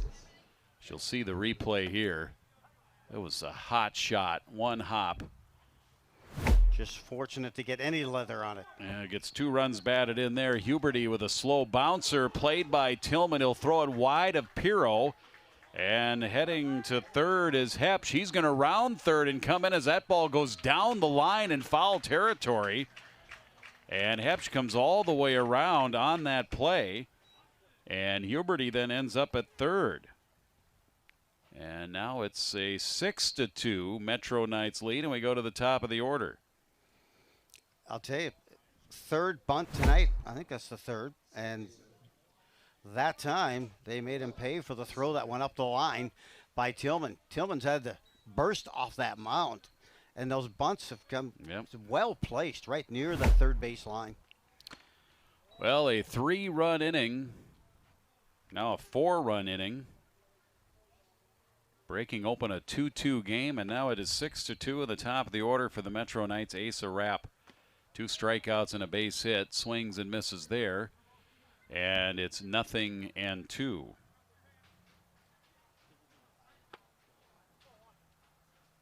Four-run inning, 3 hits.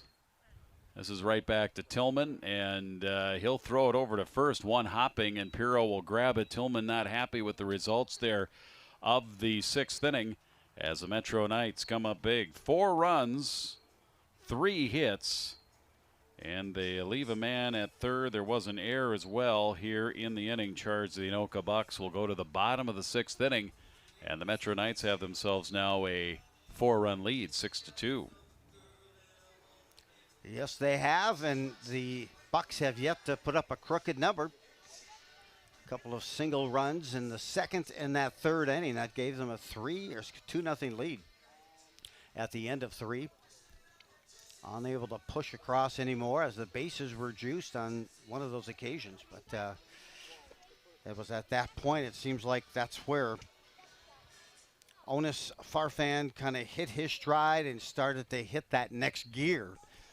And since then, he has had an impressive command of his fastball, and even better with that breaking pitch to keep the hitters off strand and off balance. In fact, 12 strikeouts already here as we head to the bottom of the 6th. 3 of those 4 runs in the 6th inning will be earned to Nate Tillman. 4 hits on that last throwing error. Jack Huberty reached first base. That'll be counted as a hit. That'll be a bunt base hit, and then the wild throw allowed him to go all the way to third and allowed Hepsch to come in to score, who was running, of course, and he was on base at that time at first base. He came all the way around to score. Huberty ended up at third at that wild throw, went all the way down the line. So there was a hit and an error on that play. So for the Metro Knights in the top half of the inning, 4 runs, 4 hits, an error, and 1 left on. And now, Joe, the Bucs have some work to do as we go to the bottom of the 6th inning. In the bottom third of their order, Lang, Vitence, and Eldridge. Here against Farfan, who now has himself a 4-run lead. And his first pitch to Lang is lifted in the air. Tough play down the right field line, foul territory. And it'll land safely. 1 strike here to Lang. Yeah, Lang scoring, as I mentioned, one of those runs for the Bucs. In fact, he reached on an error on the third baseman back in that 2nd inning. He's, kind of been rare for tonight for the Bucs. He's put the ball in play, both at bats. Bucs had opportunities in the first couple of innings. They left 2 on in the first, 2 on in the second. Here for the game, they've left 6 on. This is in the air, little looper, shallow center, and Evenson will have to let it bounce. It'll be a leadoff hit by Lang, getting the bat on the ball and flaring one out to center. Leadoff hitter is on. Okay, let's see what they can do here. 4th hit of the game for Anoka. The Metro Knights, 6 runs, 9 hits, 2 errors, and 2-4-2 here for Anoka. So we go to the number 8 hitter in the order. Zane Vitence has been on twice with 2 walks. The runner at first. First hit for the Bucs since the 3rd inning. Here's a bat in the bottom of the 6th. And the pitch is a fastball, strike 1. Although right now the Knights have someone warming up the bullpen, just trying to catch the number. 1 strike, swing and a miss. Farfan, a couple of good fastballs there, and it's no balls and 2 strikes. Getting ahead of Vitence. Vitence, a guy who walked twice here, and Farfan treating him a little bit differently here in this one, the 3rd plate appearance of the game. 0-2 pitch. He gets a bat on it, hits the other way wide of first. And he'll ride along here, no balls and 2 strikes. Yeah, you wonder if he's maybe going to try to work him through the bottom of this order. Try to maybe even just complete the 6th, but it all, I think, transpires here as it begins with this at bat.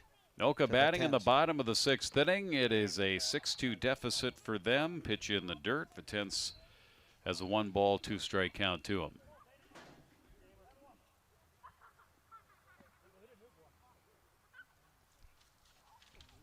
Zane Vitence. Here comes the 1-ball, 2-strike pitch. Farfan sets and gets him to chase. Again, good breaking ball. Breaking in and low in towards the feet of Vitence, and he goes down swinging. First time he has been retired here tonight. Strikeout number 13 for Farfan. 1 down, Lang still at first. And the number 9 hitter is Charlie Eldridge. You mentioned backdoor breaking pitch. It's just a handful. The handle, it's been, once he's dialed that in, he's hit that next level. Eldridge 0 for 2 with 2 strikeouts. Swings at that one that's breaking in on his hands, actually bailing out on it to try to make contact. And right now Farfan is making things very tough on these Bucs hitters. 1 strike. Comes back, shows bunt, pulls back, and it's a ball, 1-1. And his ball has so much movement on it, it's tough to bunt. I know a couple of the Bucs players have tried that, just to get some movement, just to see the ball better, maybe put it in play, but they have 9 sacrifice bunts on the season. As a called strike here, 1 and 2. Or did he say high? 2 nope, and 1. He called a strike on that one. Yeah. 1 ball, 2 strikes. Certainly sounded like it. The hand gesture didn't look like a strike, but certainly what came out of his mouth made it sound like a strike. Well, that's the same sound I do when I pull my hamstring. 1 ball, 2 strikes. That's a strike. Okay. So now it's 2-2. No, I had messed up. He must have said high. No, but I agree, though. That last ball, it sounded like the guttural sound, unless it came from somebody in the crowd, maybe somebody passing a stone. 2 balls and 2 strikes. Breaking ball gets a bat on it and bounces it wide of the first base dugout, and it stays 2 balls and 2 strikes. And you got to guess what's coming here, because with a breaking pitch, that's a heck of a spinner. And his fastball. Well, he comes at you with a lot of things. And a lot of elbows and knees. 2-2 with 1 out. Anoka down 6-2. Farfan to the plate. Popped up. First baseman Gitzmacher will take a look, and it's out of play, and it stays 2 balls and 2 strikes. I like this battle, this at bat here for Charlie.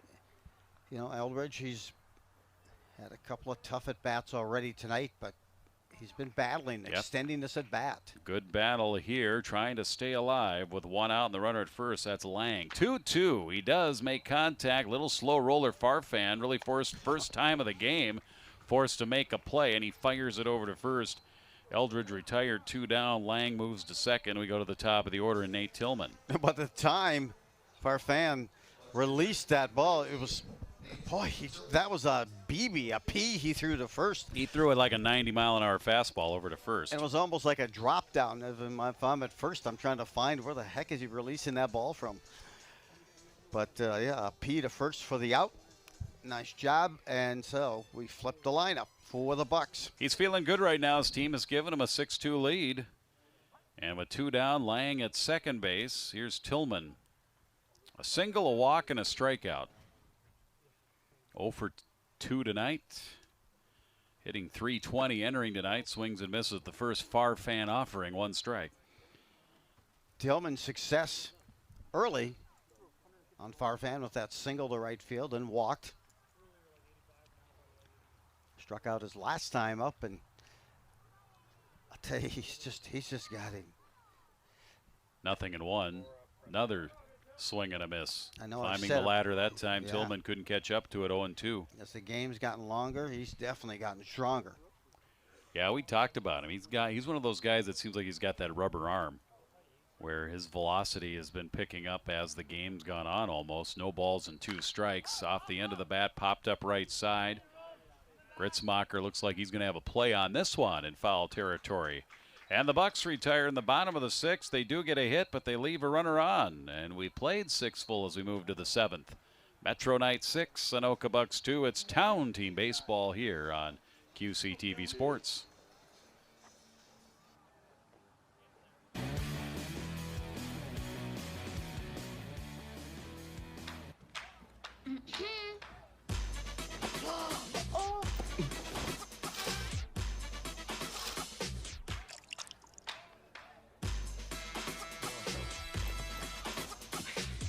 You're not gonna get it all right.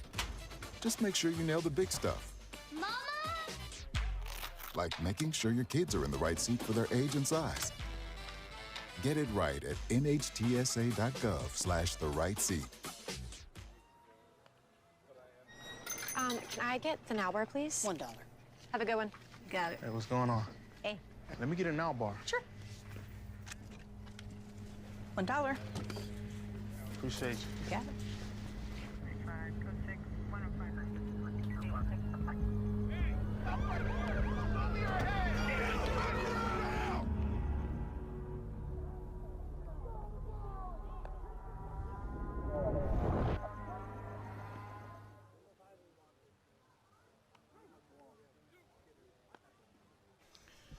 Metro Knights come up here in the 7th inning. Zach Goodwin due up. They sent 8 to the plate in that big 4-run 6th inning where they took their 6-2 lead. And Goodwin, Hatano, and Gritzmacher due up here for the Metro Knights.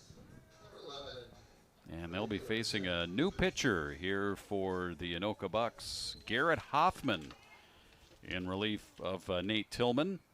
Here we go. Hoffman comes in. This is his 8th game of the season pitching. There's that pitch as he delivers here to Goodwin to lead off the inning. Hoffman, 7th appearance. He's made 3 starts. 0-1 on the season. ERA is 9. On base or opponent's batting average 4.50, and there's a fly ball out to left. And Thompson tracks it down, 1 down. He struck out 12. He's only given up 1 walk, so Hoffman outstanding that strikeout to walk ratio. 15 earned runs, 16 total, 36 hits with 15 innings pitched. And mentioned 0-1 and a 9.00 ERA. And Hoffman's job here, Joe, is just to keep it a 6-2 game. Carter Shook steps in. A White Bear Township native. That one will be called a strike, so he's hitting here for Josh Atano. Carter Shook listed as a shortstop on their roster. Plays some college ball at Concordia St. And Paul. lines this to center for a base hit. A 1-out base hit. And that'll be the first hit given up by Hoffman. And the 10th hit of the game for the Anoka Bucs, or excuse me, for the Metro Knights. Tillman went 6 innings, gave up 6 runs, 4 earned, 9 hits, struck out 2, and he walked only 1. And right now he is the pitcher of record for the Anoka Bucs, with Hoffman now pitching in relief of him with 1 out and 1 on. And the first baseman, Gritzmacher, the due batter. Gritzmacher, a ground out, flied to right for an RBI and a sacrifice. Singled back in the 8th and scored a run. Actually walked back in the 8th. So he's had a ground out, the sac fly, and a walk. So he's technically only 0 for 1 with 2 plate appearances that were not official at bats. It's 2 balls and no strikes here to him. You mentioned he's certainly due the scald one. As outside. The Woodbury native, played some college ball also at Winona State. He's been hitting the ball well, the leading hitter percentage-wise for this Knights team on the season. Hoffman to the plate on the outside corner, gets a strike on 3-0. 3 balls and 1 strike. He's been held in check here, at least thus far tonight for the Bucs, although he does have the 1 RBI. Hoffman 3-1 delivery, misses, ball 4. That is the second walk given up by Anoka pitching here tonight. And the Metro Knights have 2 on, 1 down. Wyatt Miller, the third baseman, been on twice. Single, reached in an air, grounded out here in the game tonight.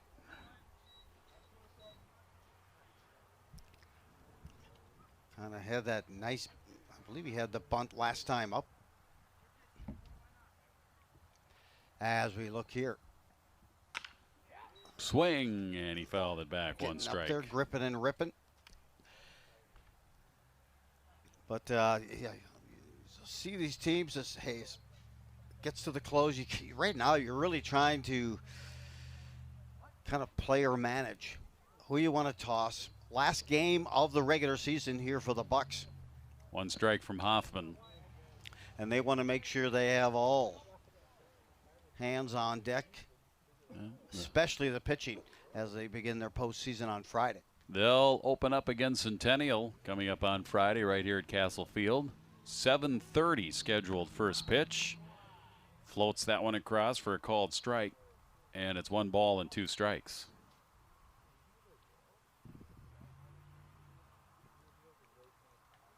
Looking at that flagpole, it's such a 1-2. Oh, called strike 3. Miller goes down looking. Good pitch by Hoffman. He gets his first strikeout of the game and second out of the inning. 3rd strikeout of the game for Anoka pitching.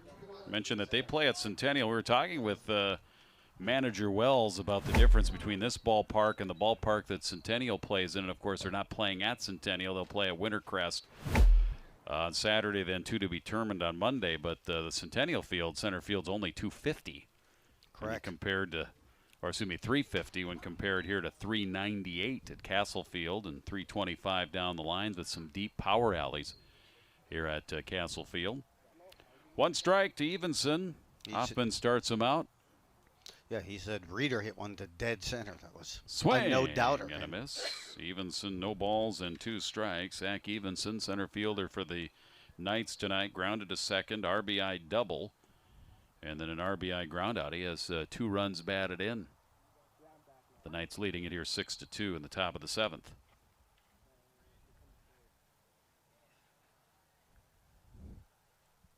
0-2.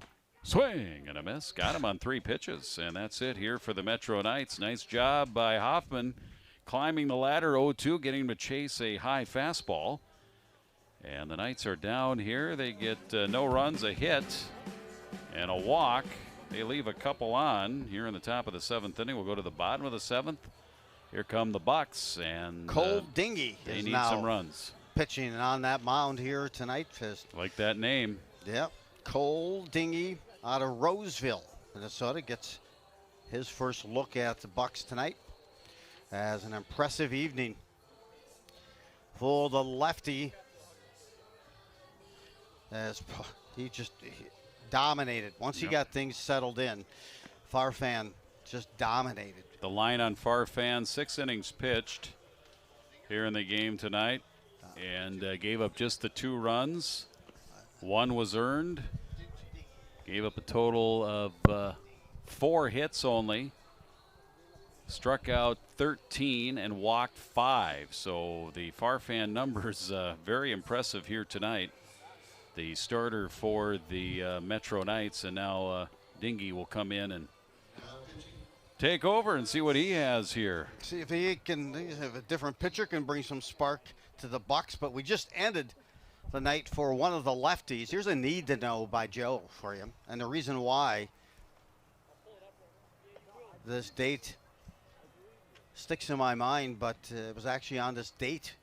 Another lefty, one of the most known lefties. Frank Viola was traded? Tommy John. Oh, what did Tommy John do on this 3 date? errors in 1 play. That wasn't this date.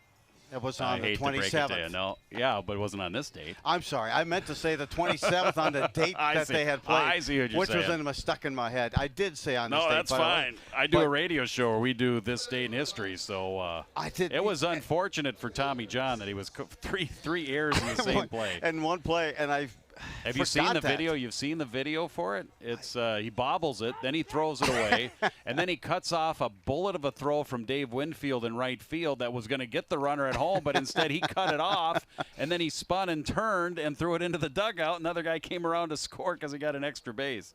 Got probably one of the lefties who's probably known more after he retired than before, but he was a heck of a pitcher, and he was just so well. Yeah. This was the date, speaking of this day in history, this was the date in 1989 that the Twins traded Frank Viola for David West, for Rick Aguilera, for Kevin Tapani, for the deal with the Mets. Pitches up and in. Well, I've got to tune this in at Bob FM. Tanner Thompson is the batter here to lead it off in the bottom of the 7th inning. 2 balls and 1 strike. Yeah, the reigning Cy Young Award winner was not happy with the Twins in 1989. I can't remember, did he not, they signed him to a big contract, but apparently it just wasn't as big as he wanted. He wanted to go back to New York. Obviously, he was a New York native. There's a swing and a foul tip. It'll stay 2 balls and 2 strikes. Thompson, Wells, and Frenberg due up here for Anoka. And that caught the umpire. They need 4 here. We do play 9 innings. He's doing some walk therapy to walk that thing off. Dennis Dahl is our umpire tonight. We'll take a look at here. Foul. Oof. Got past the catcher. Just and then, over the shoulder. And he got dinged up a little bit walking it off. Yowza. So, yeah, isn't that funny? I had that propped in a note that I had made on the 27th since they played last. And Tommy John just was heck of a lefty, but since longevity. He had a long career, and then he did color commentary for the Twins there for a while on television. Correct. But he had his surgery and was able to return for some years after that. Mm-hmm. But it's amazing how that surgery has been stuck with that one name, Tommy John surgery. Who was the famous surgeon that did that? Was it Joe? What was his name? That was North Carolina. There was a famous surgeon. I'm almost certain of it. It was either him or the guy that came up and was so prominent when it came to knee replacement surgeries. 3 balls and 2 strikes. It could have been Judkins since the Judson's Could have been catheter Marcus Welby, lead. too. Here's J.D. Wells, who's on deck, and Thompson fouls it away. He'll be followed by Wells and Fredenberg, and the count is full. Nobody on here. Anoka still has 3 cracks at it here. They can try and chip it away. They don't need to get all 4 here in the 7th. Just get something across here. Just get something started. There's the Cole Dingy delivery, and he strikes him out. Thompson down looking. And that's another strikeout. That is strikeout number 14 on the night for Metro Knights pitching 1 down for J.D. Wells.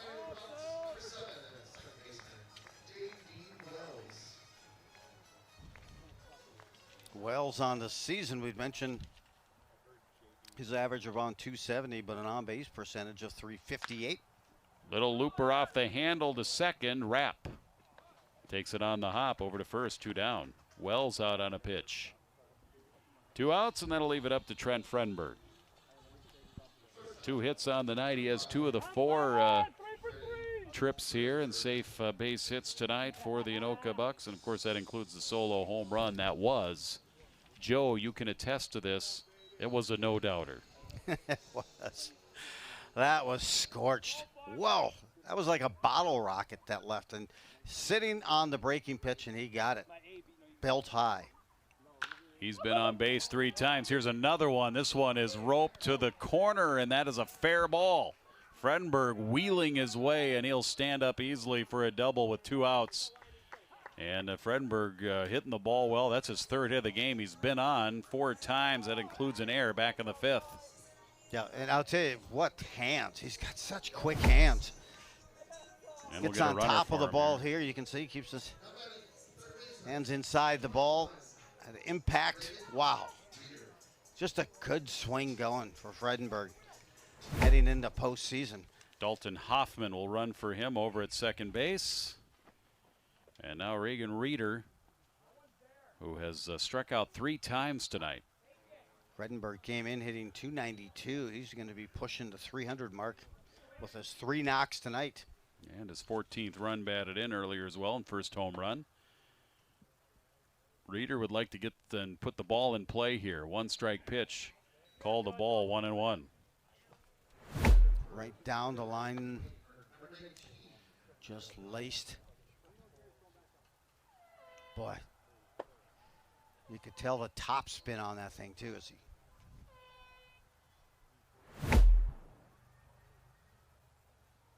One run from Dingy and the swing and a miss. 1-2. Reeder, one of these nights, let's see if he can break off of this, because 3 strikeouts against Farfan earlier. He was hitting 250 coming in, as you mentioned, a great hitter during the high school season. It's just been a rough night tonight here for Regan. 1-2, reaches down to lift it into shallow center. Evenson, everybody going out. Rapp, the second baseman, goes out, dives for it, and it ends up falling in safely. It'll be a base hit, and coming all the way around to score from second is Fredenberg.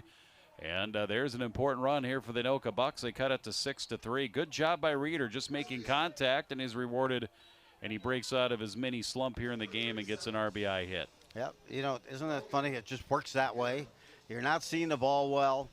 And he put a swing on this one, end of the bat, a little flare, but Rapp made an impressive dive. I thought maybe he came up was flashing a little leather at second base. Looks like he got a glove on or made contact with it. Reeder picks up his 3rd run batted into the season. He's on at first. Logan Pirro bats and fouls it off to the right, 1 strike. Pirro tonight a walk, couple of strikeouts. Cole Dingy is in relief of Onis Farfan, who struck out 13 in 6 innings of work. 13 of the 18 outs in those 6 innings are strikeouts. Swing and a miss by Pirro. It's 0-2. Bucks probably a little happy to see the fanfare of Farfan. They were no fan. I'll let you complete it. No balls and 2 strikes. I already gave my need to know Pitches on Taylor's outside. last night. Yes. A little dedication call out. 1 ball and 2 strikes. He did a nice job over the PA. after sprinting out to your car to get your Diet Coke. I didn't think I'd be searching for information that long on the field, and before you knew it. 1-2 pitch in the dirt all the way back to the backstop. It's 2-2 to Pirro, and Reeder will move to second base. So the Bucs have made it 6-3, and they've got another runner in scoring position here, trying to chip away, down by 6-2 entering the inning. And boy, another 2-out clutch base hit by Pirro could make it 6-4. Yeah, it could. Hey, who do you want the Twins to pick up on this trade deadline? What position? It doesn't matter. I don't think there's anybody out there that they're going to get that's going to make any difference whatsoever. Here's the 2-2 pitch. Oh, that just missed off the outer part of the plate, and it fills the count at 3 balls and 2 strikes. They could pick up Ohtani and would find a way to mess it up. 3 balls, 2 strikes, 2 down, popped up. Left side of the infield, Miller, the third baseman, 1 step in on the grass, and he makes the catch. But the Bucs chip away at 1 with 2 outs. They start a rally with a double and a single, and the RBI bloop by Reeder gets it to a 6-3 game. As we go to the 8th, we played 7 here at Castle Field on QCTV Sports. I taught for 20 years, but I started forgetting my lectures. Eventually, he had to quit. My therapist recommended we go to the doctor. The early Alzheimer's diagnosis allowed us to take control of the situation. He's been such a positive force and so loving. Thank you. You're welcome. If you or your family are noticing changes, it could be Alzheimer's. Talk about seeing a doctor together.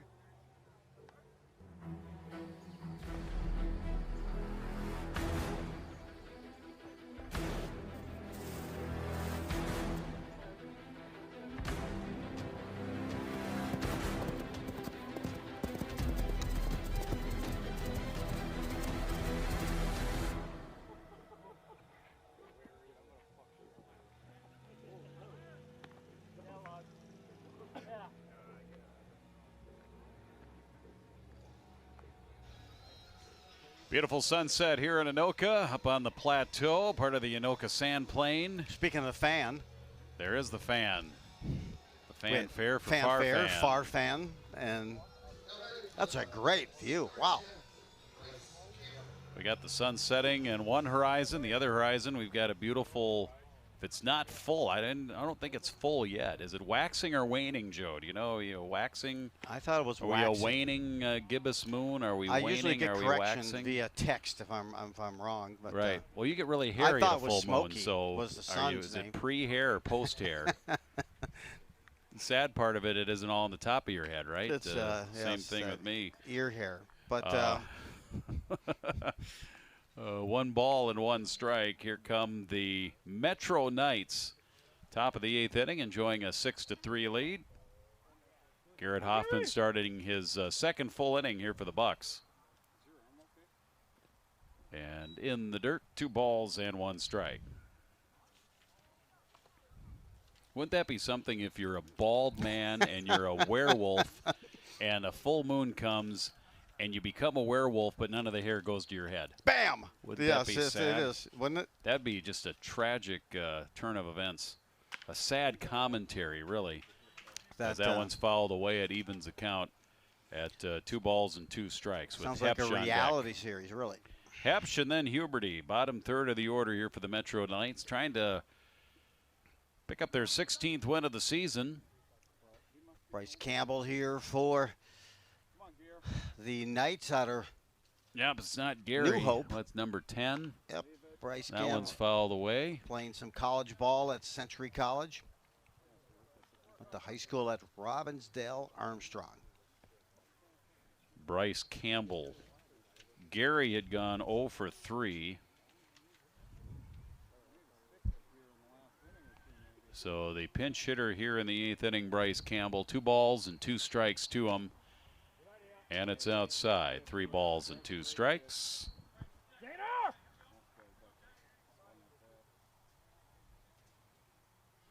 I'll look inside here as we try to spot that outside part of the plate with his fastball. The payoff swung on and missed, and Hoffman did reach back for a little extra. on that fastball, and he strikes out the pinch hitter Campbell. 1 down. Second strikeout here for Hoffman. Someone might say he had great command and conviction on that fastball. Locked him up inside. Couldn't extend those arms. Nice pitch. Now the number 8 hitter. This is Hepsch, the DH, and he slices one into right center field. Played by Lang, the right fielder, and Hepsch is on with a base hit. His 3rd hit of the night, and hit number 11 here tonight for the Metro Knights, and a 1-out base runner. Just reaches out, gets the bat on it, and slices it into right center field. Now the number 9 hitter, Jack Huberty. Fielder's choice, fly to center, and a single back in the 6th. One of those 11 hits. Metro Knights have out-hit the Bucs here tonight, 11-6. Bucs, though, with a couple of 2-out hits last inning, able to get a run and get it to 6-3. Ball 1 here to Huberty. Left-handed swinging Huberty. Outfield pretty much straight away. Hoffman sets, pitches, swing and a miss, 1-1. Huberty, also another player out of Woodbury, playing at Century College. Had a chance to talk to him briefly before the game. A lot of Century College love here on this team. Yeah, I mean, 2-1. That Century College, you have Iowa Central Community College. As I mentioned, parts of Iowa and that piece are just becoming more and more of a hub for development. 2-1. Ends up in the dirt now. 3 balls and 1 strike with the top of the order on deck for the Metro Knights. Of course, we mentioned Wilmer, of course, home of Taylor Johnson, executive producer here in his last night with this team. Fouled back, and that'll fill the count at 3 balls and 2 strikes.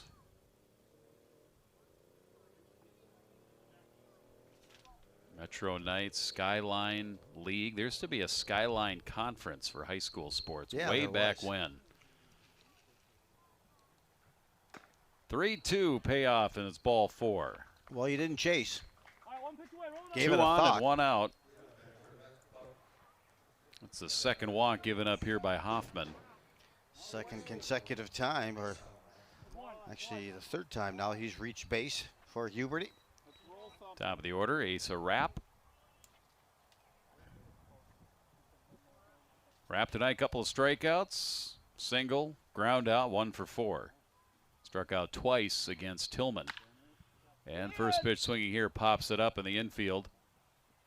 And actually Wells looked like nobody saw it. So Wells looked like he was going to play it. He didn't see it. And then both Lang and Eldridge, they read Wells and thought it was Wells's ball when it was actually much deeper than that, and it falls in. That's an old Texas leaguer. Ends up landing in fairly, and the bases are loaded. Just one of those quirky plays. That it is. That it is. Tough, because that'll probably be the night here for the Bucs pitcher. Yeah, in the light of the game, and then Lang didn't see it. He overran it. So it was just a matter of not being able to pick the ball up in the lights, or we're past twilight at this point.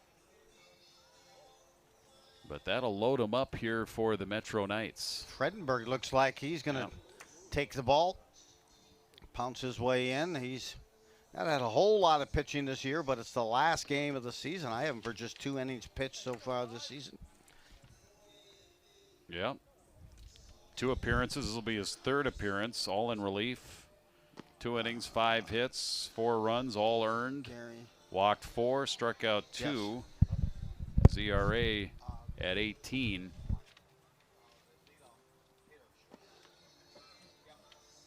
So Fredenberg moves from short, so we'll get a new shortstop. That'll be the 3rd pitcher of the game for the Metro Knights.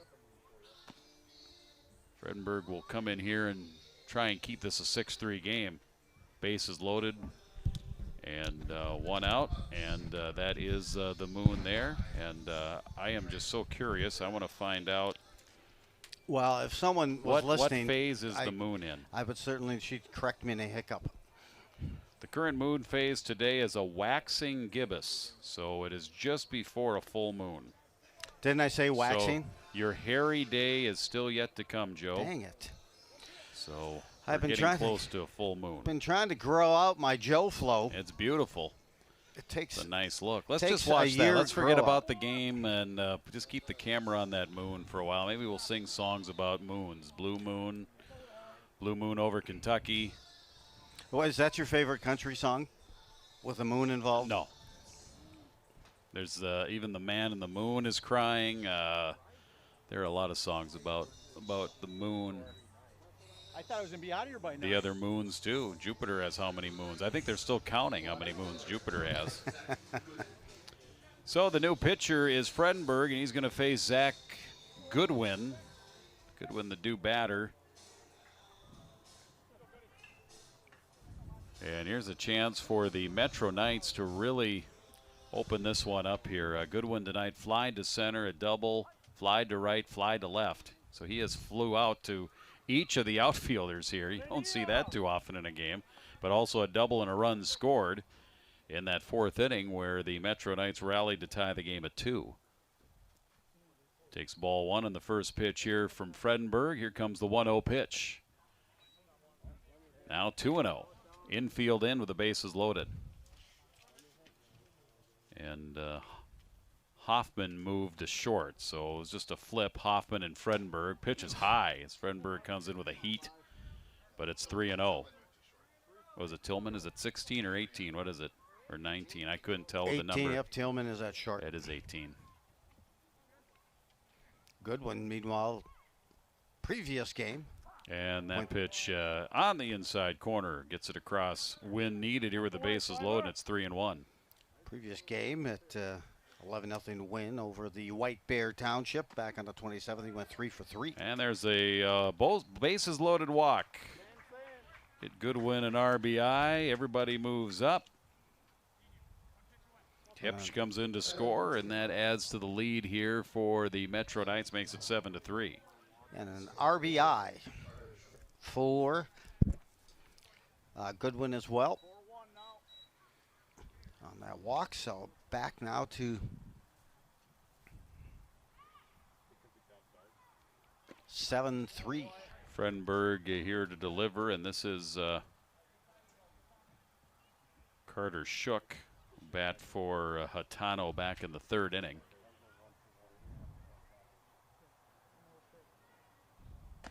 Pitch is high. 1 ball and 1 strike.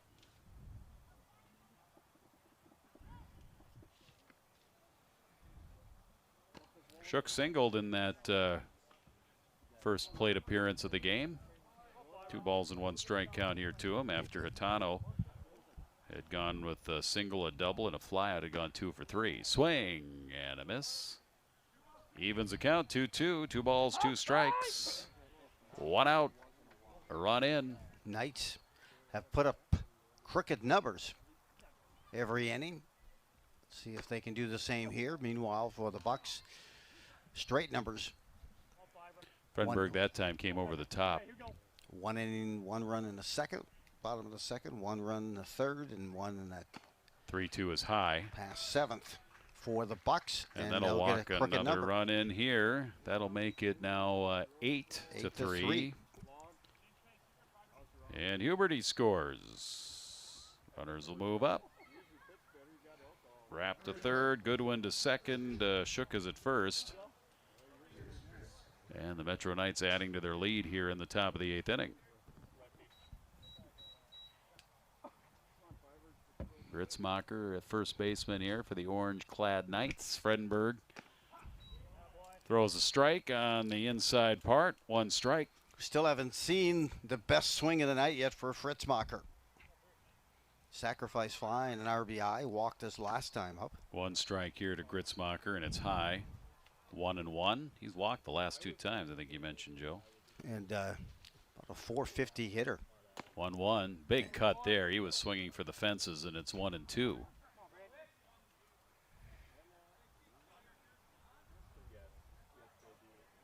1 ball, 2 strikes. Still just the 1 out. Over the top there from Fredenberg, really trying to fire, and it's fouled back, and it stays 1 ball and 2 strikes. Fredenberg with a home run tonight, no doubter. He's been perfect at the plate. Cleared left field by at least 40 feet. It's a bomb. Oh, and the double he hit his last time up was on a line. 1-2. Just missed low. 2-2. I don't think Fritzmacher was expecting that pitch from Fredenberg. 2-2 again off the end of the bat. This is going to stay in play. Reeder over towards the dugout, and he just runs out of room there. Tough play. There's just a little bit of an overhang there in the equipment part of the dugout, so he has to kind of deal with that. And it ends up falling in, and it rides along here at 2 balls and 2 strikes. Well, Reeder overcame a little soldier, not a little, but a shoulder injury just before the start of the season. He actually missed the end of the basketball season. Certainly didn't want to re-injure it. 2-2 foul back again, and it stays 2-2. Last game of the season and getting ready for the playoffs, and he's getting ready to move on to college ball.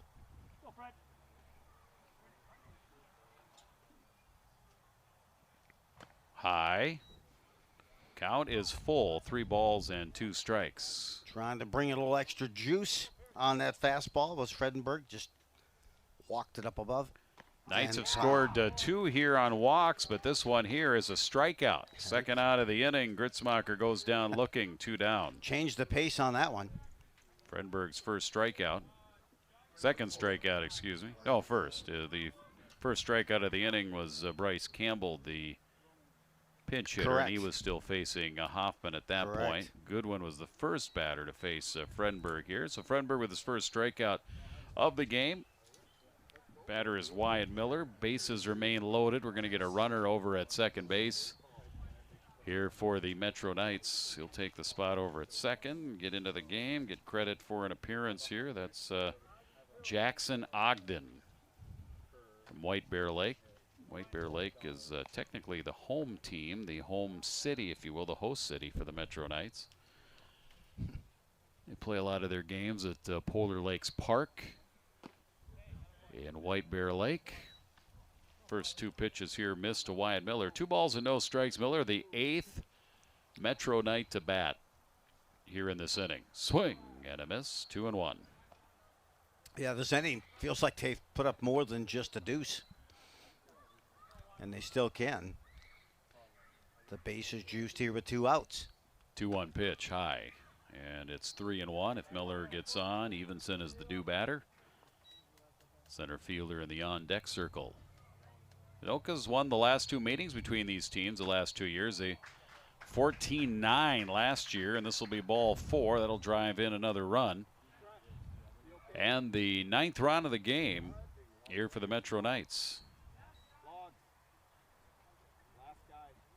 Everybody moves up. Goodwin to third, Shook to second, Miller's at first. It's a 3-run inning here. 2 in the 4th, 4 in the 6th, and now 3 here in the 8th. Makes it a 9-3 score. 9th man to bat here, Zach Evenson. Evenson just about went yard.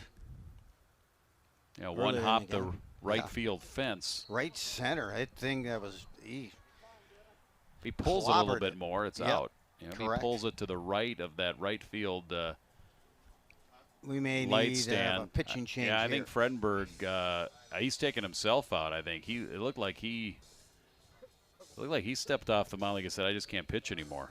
I don't know if he felt something or something, because he moved off the mound before there was a change, before anybody was coming out of the dugout. So we'll get a pitching change here. 4th pitcher of the game for the Anoka Bucs, down here in the game 9-3. Hey, but just one of the situations, end of the year. Pirro looks like he may be getting a nod.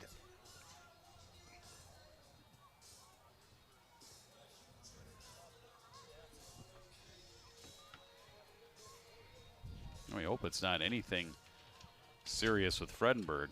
Yeah, as well Again, as we're he's just looking and basing on his body language. He was the one who just walked directly off the mound and signaled to the dugout, it appeared. Yeah, and their last two pitchers here for the Bucs have only thrown 2 innings this season. First was Fredenberg, who just took himself out of the game. Yeah, what was after the count, going 1-0? 2/3, I believe. 2/3 of this inning. Is that 2 strikeouts? And then, no, 1 strikeout. 1/3, yeah. Tillman, Hoffman actually had that first strikeout, and now with Pirro coming in, Logan Pirro, he's pitched 2 in the 3rd innings. Batters faced 12 this season. Couple of hits, couple of runs. ERA of 3.86.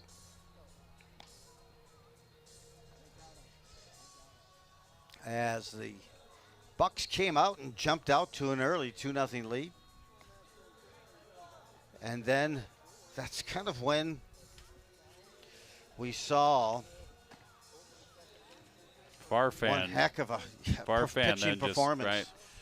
And, you know, he had that tail on his fastball. He finally got that under control. Well, where also he was throw it able for to strikes. lock in that breaking pitch too. He threw that for a couple of walks, got him into trouble, and Bucs couldn't really. Well, the knock problem the is hat off on problem that for end. Anoka is they didn't get him early when they could have. You know, they left 2 on in the first, 2 on in the second, so they had chances to get to the Metro Knights pitcher Farfan. They only got the 1 run in the second inning. Then he settled down. You know, it's one of those guys, one of those pitchings, one of those scenarios where you got to get a guy early when they're kind of struggling, and then Bucs were unable to capitalize, and now they find themselves down 9-3 with Zach Evenson batting. It's 2 balls and 1 strike. Pirro comes in, and Why don't you see he that assumes the he does. the count because Fredenberg left mid at bat. Bases are loaded with 2 down. Infield is back. 2 balls, 2 strikes. Swing and a miss. He struck him out. So good job. Pirro comes in. That's never an easy situation where you come in and inherit a count. You find yourself behind in the count when you come in. You fight your way through it, and you get a strikeout. So Evenson goes down swinging. Good job by Pirro. Ends the inning, but not before a big one here once again for the Metro Knights. They get 3 runs in this inning. 3 runs, couple of hits, a number of walks as well, and they expand the lead as we go to the bottom of the 8th inning. 9-3 Knights over the Bucs. That is a beautiful view of Castle Field as the sun sets. The waxing moon starts to get a little higher in the sky on a gorgeous last day of July. An outstanding, what a perfect evening. And you know what? Somebody had to take that ball for the Bucs. It's one of those games, last game of the year. As you can see the clouds streaking through the moon. That's actually the Millennium Falcon. Oh, my bad. My bad. Yes. Wind picking up a little bit here as the sun is set and the moon has risen. Now, the mosquitoes have been pretty minimal this year with this heat. Depending on where you're at. Yeah, okay, I mean, yes. Inside the 7-county I'm thinking metropolitan inside the house, mosquito control district, it hasn't been too bad. But you go up and play golf, let's say up in Cambridge or Grandy, and you go looking for a ball or you go to relieve yourself in the woods somewhere, and they were thick. One time they carried me back to the tee box. They were so thick. I never have any problems with the mosquitoes in the clubhouse. So here comes the pitch. Cole Dingy starting another full inning here, and he starts out the batter Austin Lang with a strike, 1 strike. Bucs got a lot of work to do here, down 9-3 in the bottom of the 8th. I thought it was Dingy pitch on the ground to second, wrap. 1 out. But you know, you see this before with certain pitchers that Onus Farfan just he kind of stumbled out of. He didn't stumble out of that first inning, but walked the field, got a little rusty. But you see those particular pitchers that just, once they hit a point, you had a chance to take advantage of them and get to them early. But then they got into a rhythm and a cadence. Oh, that's off the helmet of the hitter here. Number hitting for 8. Vitense is Ty Young. Ty Young had been running for Vitense, and that was right off of the melon, right off the helmet. Hit it squarely. Looks like Ty Young is okay, and he'll take first. So Ty Young, number 8, Tyler Young, hitting 167, 2 runs batted in. He had 1 hit at 6 at-bats and gets hit by the pitch there. So he's on at first. We'll have another pinch hitter here in the number 9 spot, who is number 20, is Zach Romans. So Zach Romans will hit here in the number 9 spot where Charlie Eldridge had been. Runner on at first with 1 out. Bucs batting in the bottom of the 8th inning, and it's a called strike. 1 strike here to Zach Romans.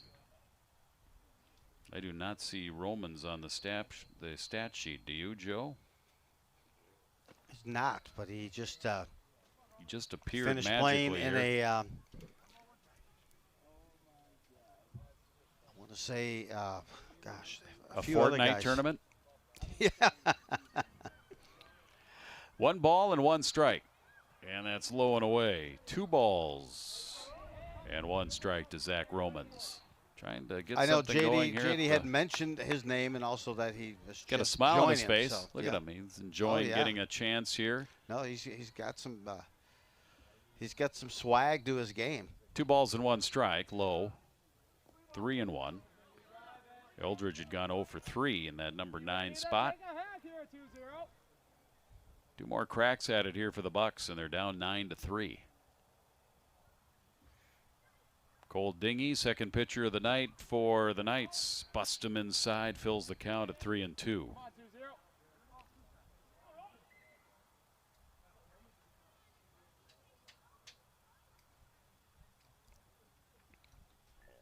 Payoff up and coming. Here it is. Just missed low, ball 4. That'll put 2 on with 1 out. Young to second, Romans to first. Top of the order is Nate Tillman, who's now playing at shortstop. Well, chance to flip the lineup, and they do just that, Tillman. Tillman tonight, single, walk, strikeout, popped out. 1 for 3.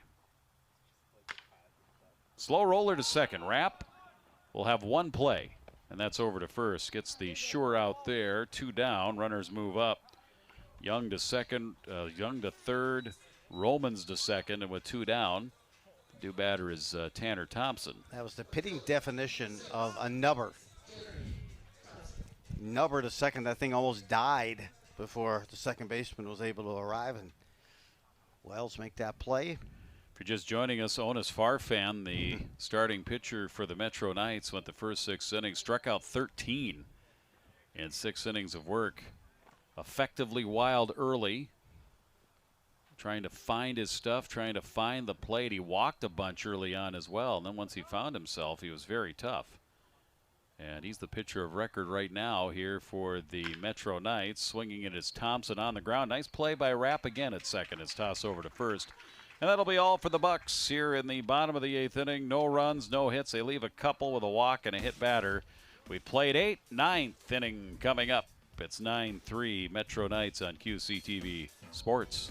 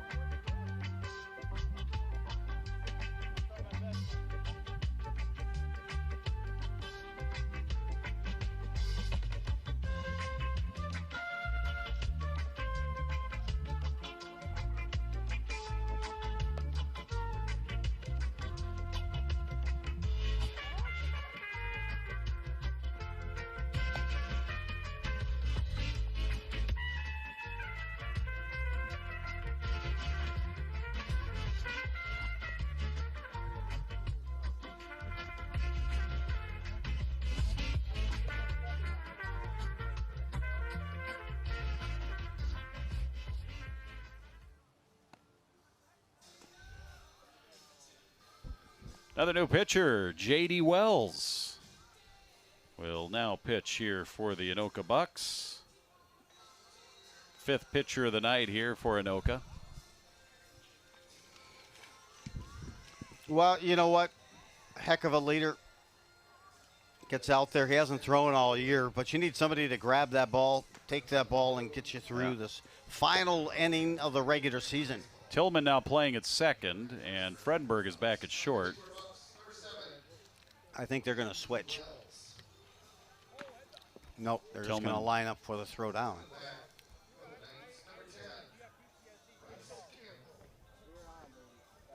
So Bryce Campbell gets a look. Yeah, he came in and struck out back in the 8th inning as a pinch hitter, and he will lead off here in the 9th. This the pitching debut for the season for J.D. Wells. All hands on deck for pitching here tonight when you're involved in the last game of the regular season. Want to keep your postseason arms fresh. Oh, absolutely. Even though they don't play again until Friday against Centennial here at Castle Field. Schedule says that's at Centennial, so I wonder if maybe the Bucs maybe be the road team and the visiting team, even though it'll be played here at Castle Field, and that is the confirmation that we are getting. 1 ball and 1 strike here to Campbell. Swing and a miss. 1 ball and 2 strikes. Wells reaching back for a little extra heat. 1 and 2. Campbell, Hepsch, and Huberty are on my score sheet here as the 2 batters. We'll see if they bat that way here this inning. 2 balls and 2 strikes. Bucs will have the heart of their order, and that nicked him off the elbow. Or it was, no, maybe it was off the nub of the bat. Or did he say he didn't try to get out of the way? Umpire is not going to give him first base. Yep, I think it's that latter. He didn't make an attempt. Here it is.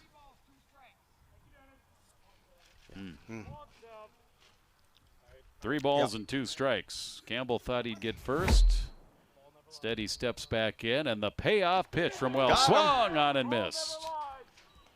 So J.D. Wells, you mentioned his first pitching appearance of the season, according to our stat sheet. And first man he faces, he strikes out. 1 down. Sneaky pitch, fastball here. Figured, well, you know what? If you're going to try to intentionally get hit by the pitch, I'm just going to throw this one down the middle. And he swung over the top of it. Did Campbell. So first out of the inning here in the 9th. Ball 1 to the batter, Hepsch. Fouls that back. 1 ball and 1 strike.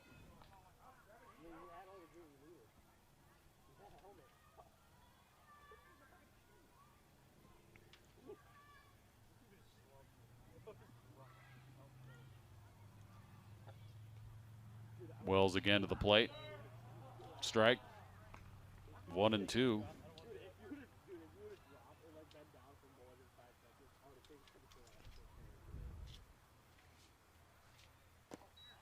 Comes with a breaking ball. 2-2. Yeah, I'll tell you, they will certainly unleash an immense amount of some great town team ball across the state as they begin their playoffs and then the state tournament and the locations, as you mentioned, Dassel, Litchfield, and Delano. Delano. Some great baseball towns there just west of the metro. 3 balls, 2 strikes. Hit the other way and foul, and it'll stay full. 3 balls and 2 strikes. Have a nephew that went to high school at Dassel Cokato and returned after playing college football at Augustana, now on the football team, but play some ball. Ball 4. In high school at that nice stadium in Dallas, or excuse me, Dassel. Thinking of the Heat. Hepsch is on with a base on balls, and here comes Jack Huberty, their number 9 hitter tonight for the Metro Knights. Huber's been trending the last few at-bats here, putting it together.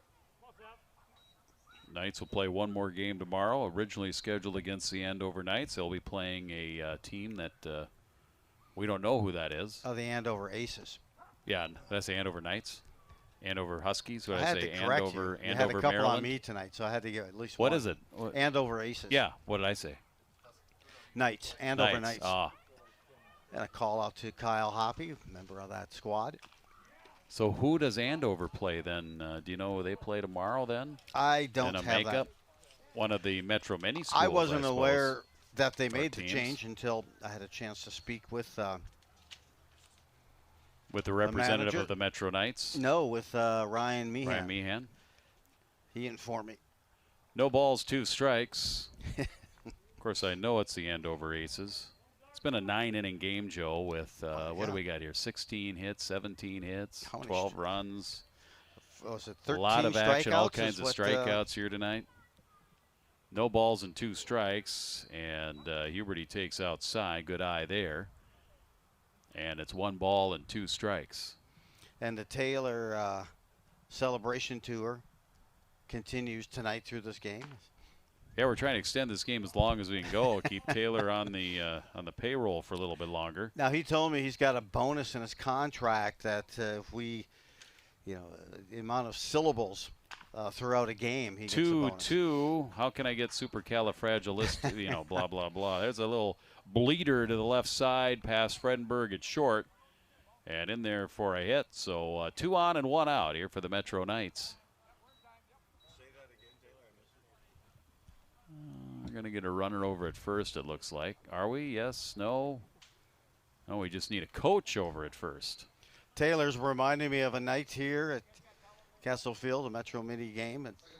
It went past midnight, and the lights automatically went off, so they had to call somebody back to get them up here. Probably Steinbring. Yeah, Steinbring perhaps. Yeah, Taylor said he was in bed already. And Top of the order here in Asa Rapp. Bring him back up here, Got turn the the lights wake-up on, call. and finish the game. That happened somewhere, Town Ball this year. Is a swing and a miss. 1 ball and 1 strike. There was a Town Ball game somewhere, St. Cloud area, central Minnesota, where they had to go to another town and finish because the lights were on a timer and they couldn't turn them back on.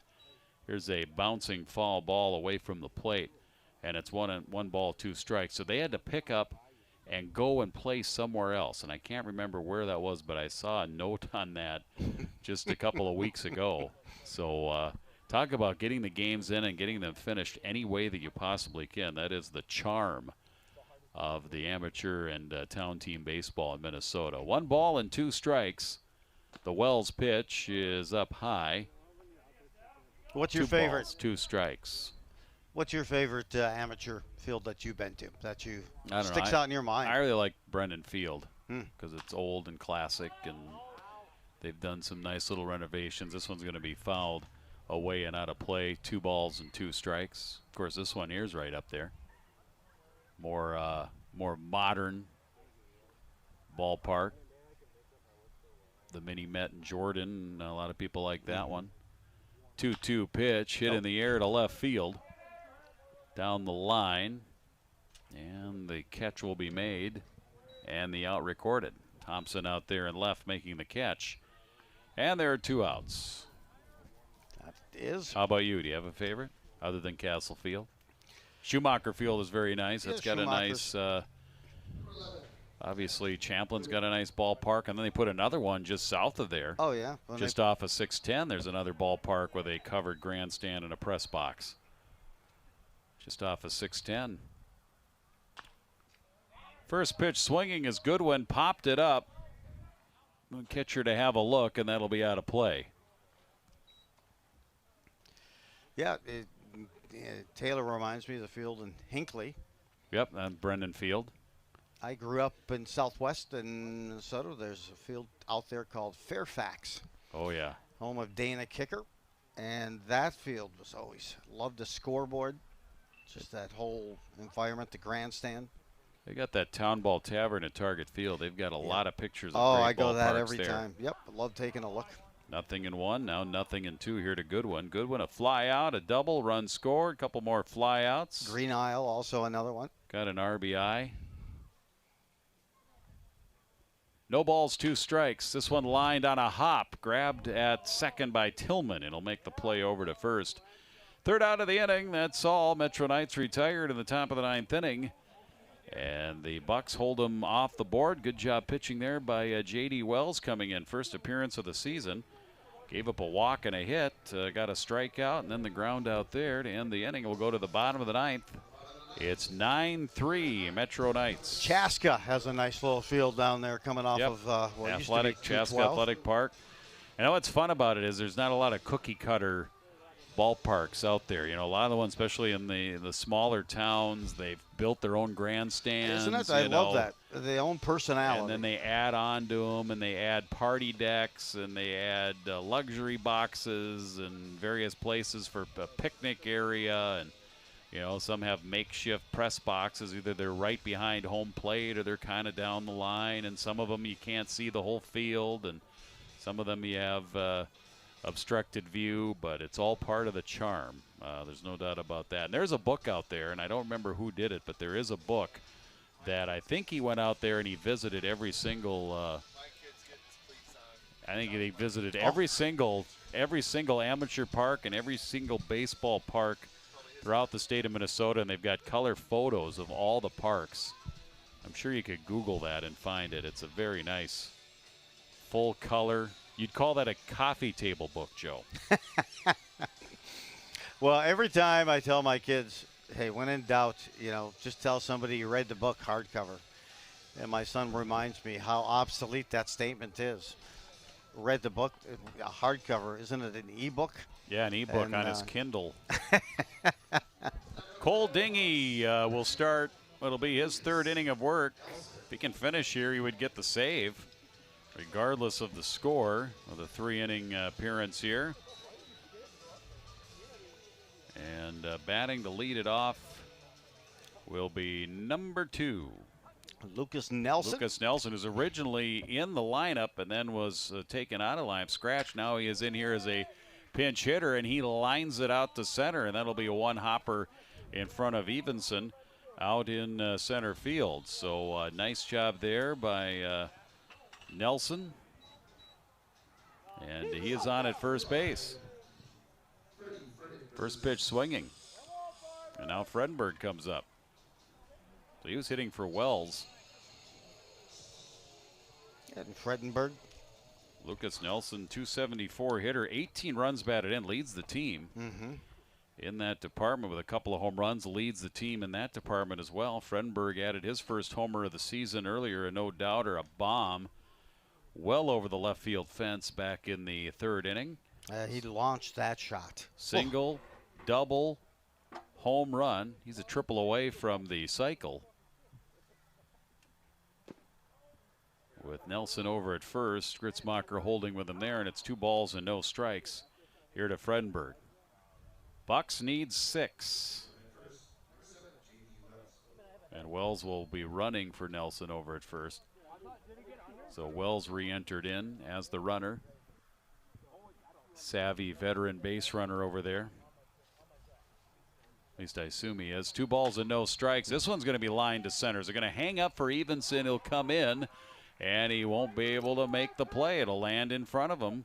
So back-to-back hits for Anoka. Do they have a 6-run inning in them? I tell you what, you're not going to get a 6-run inning going unless you get off to a good start, and it's back-to-back hits. Fredenberg has just put on a hitting display tonight. Another knock. 4th hit of the game. He is now 4 for 5, doing his part here with the bat. Now Reeder, who bloop single to run in back in the 7th inning. First pitch swinging here in the air to right center field. This one is well hit. Both fielders on the run. The right fielder will have a go over his head. It'll be shy of the warning track. Here comes the throw. We got 2 runners coming in almost at the same time, and they're both going to get tagged out. Holy cow. Both Wells and Fredenberg. Fredenberg caught up to Wells, and they were back-to-back. They were practically piggyback coming in, and the throw, bang, bang, 2 down. That's unbelievable. Haven't seen that in a while. Oh, my God. Double tag. Let's take a look at it. Bam, bam. Good job Right by there. the catcher to maintain poise and realize what's going on. Because he could all of a sudden get confused. Who's this other guy? Hey, look who's coming up right now. We get a chance to look at Josh. Fredenberg is yelling at Wells. Yeah, they had a smile on their face. They know it's 9-3. So Josh they Barker have fun steps with it. in. I mean, that's just a weird thing that you don't often No, see. you don't. And both players could have given each other, ribbing each other a bit on that. Fredenberg was on his tail, probably yelling at him, ha, ha. The old thing, trying to get him going. And with that, Anoka now down to their final out. Who'd you say is batting Josh here? Barker, right? For Logan Pirro. We got our PA guy's son up at the bat right now here for Anoka. So that was a double for Reeder, and sadly for Reeder, no RBIs to show for it. And there's the dugout reaction. A lot of these guys have played a lot of baseball. I don't know how many of those guys have seen that from the Anoka dugout before. Funny. Barker, obviously, a lot of pitching success here with Anoka High School, also with the Bucs getting his first look at the plate this season, the regular season finale, and that double play tag at home. That'll go on the blooper reel for the season, the blooper highlights. Get them at QCTV.org. Little 2-for-1 time late in the 9th inning. 2 balls, 2 strikes, 2 down, and a 9-3 score. Barker, as a pitcher this year for the Bucs, has thrown 31 innings, ERA of 3.7, and obviously pitches extremely well. I remember through high school, I talked to him. He's one of the assistant coaches for high school as well for Anoka. There's a knock. Yep. There's Rapp at second, plays it on a hop, throws to first, and that is the ball game. Final tonight, 9-3. The Metro Knights improve their record to 16-11. They'll play again tomorrow. Meanwhile, for the Bucs, they fall to 11-14 overall. They begin the playoffs on Friday against Centennial here at Castle Field. For the Knights, 9 runs, 11 hits, 2 errors. And for the Anoka Bucs, they get 3 runs, 8 hits. They had 2 errors here in the game tonight. Highlight pitching-wise was the pitching of Onis Farfan. 6 innings, 13 strikeouts, 2 runs, 1 earned, 4 hits. He walked 5.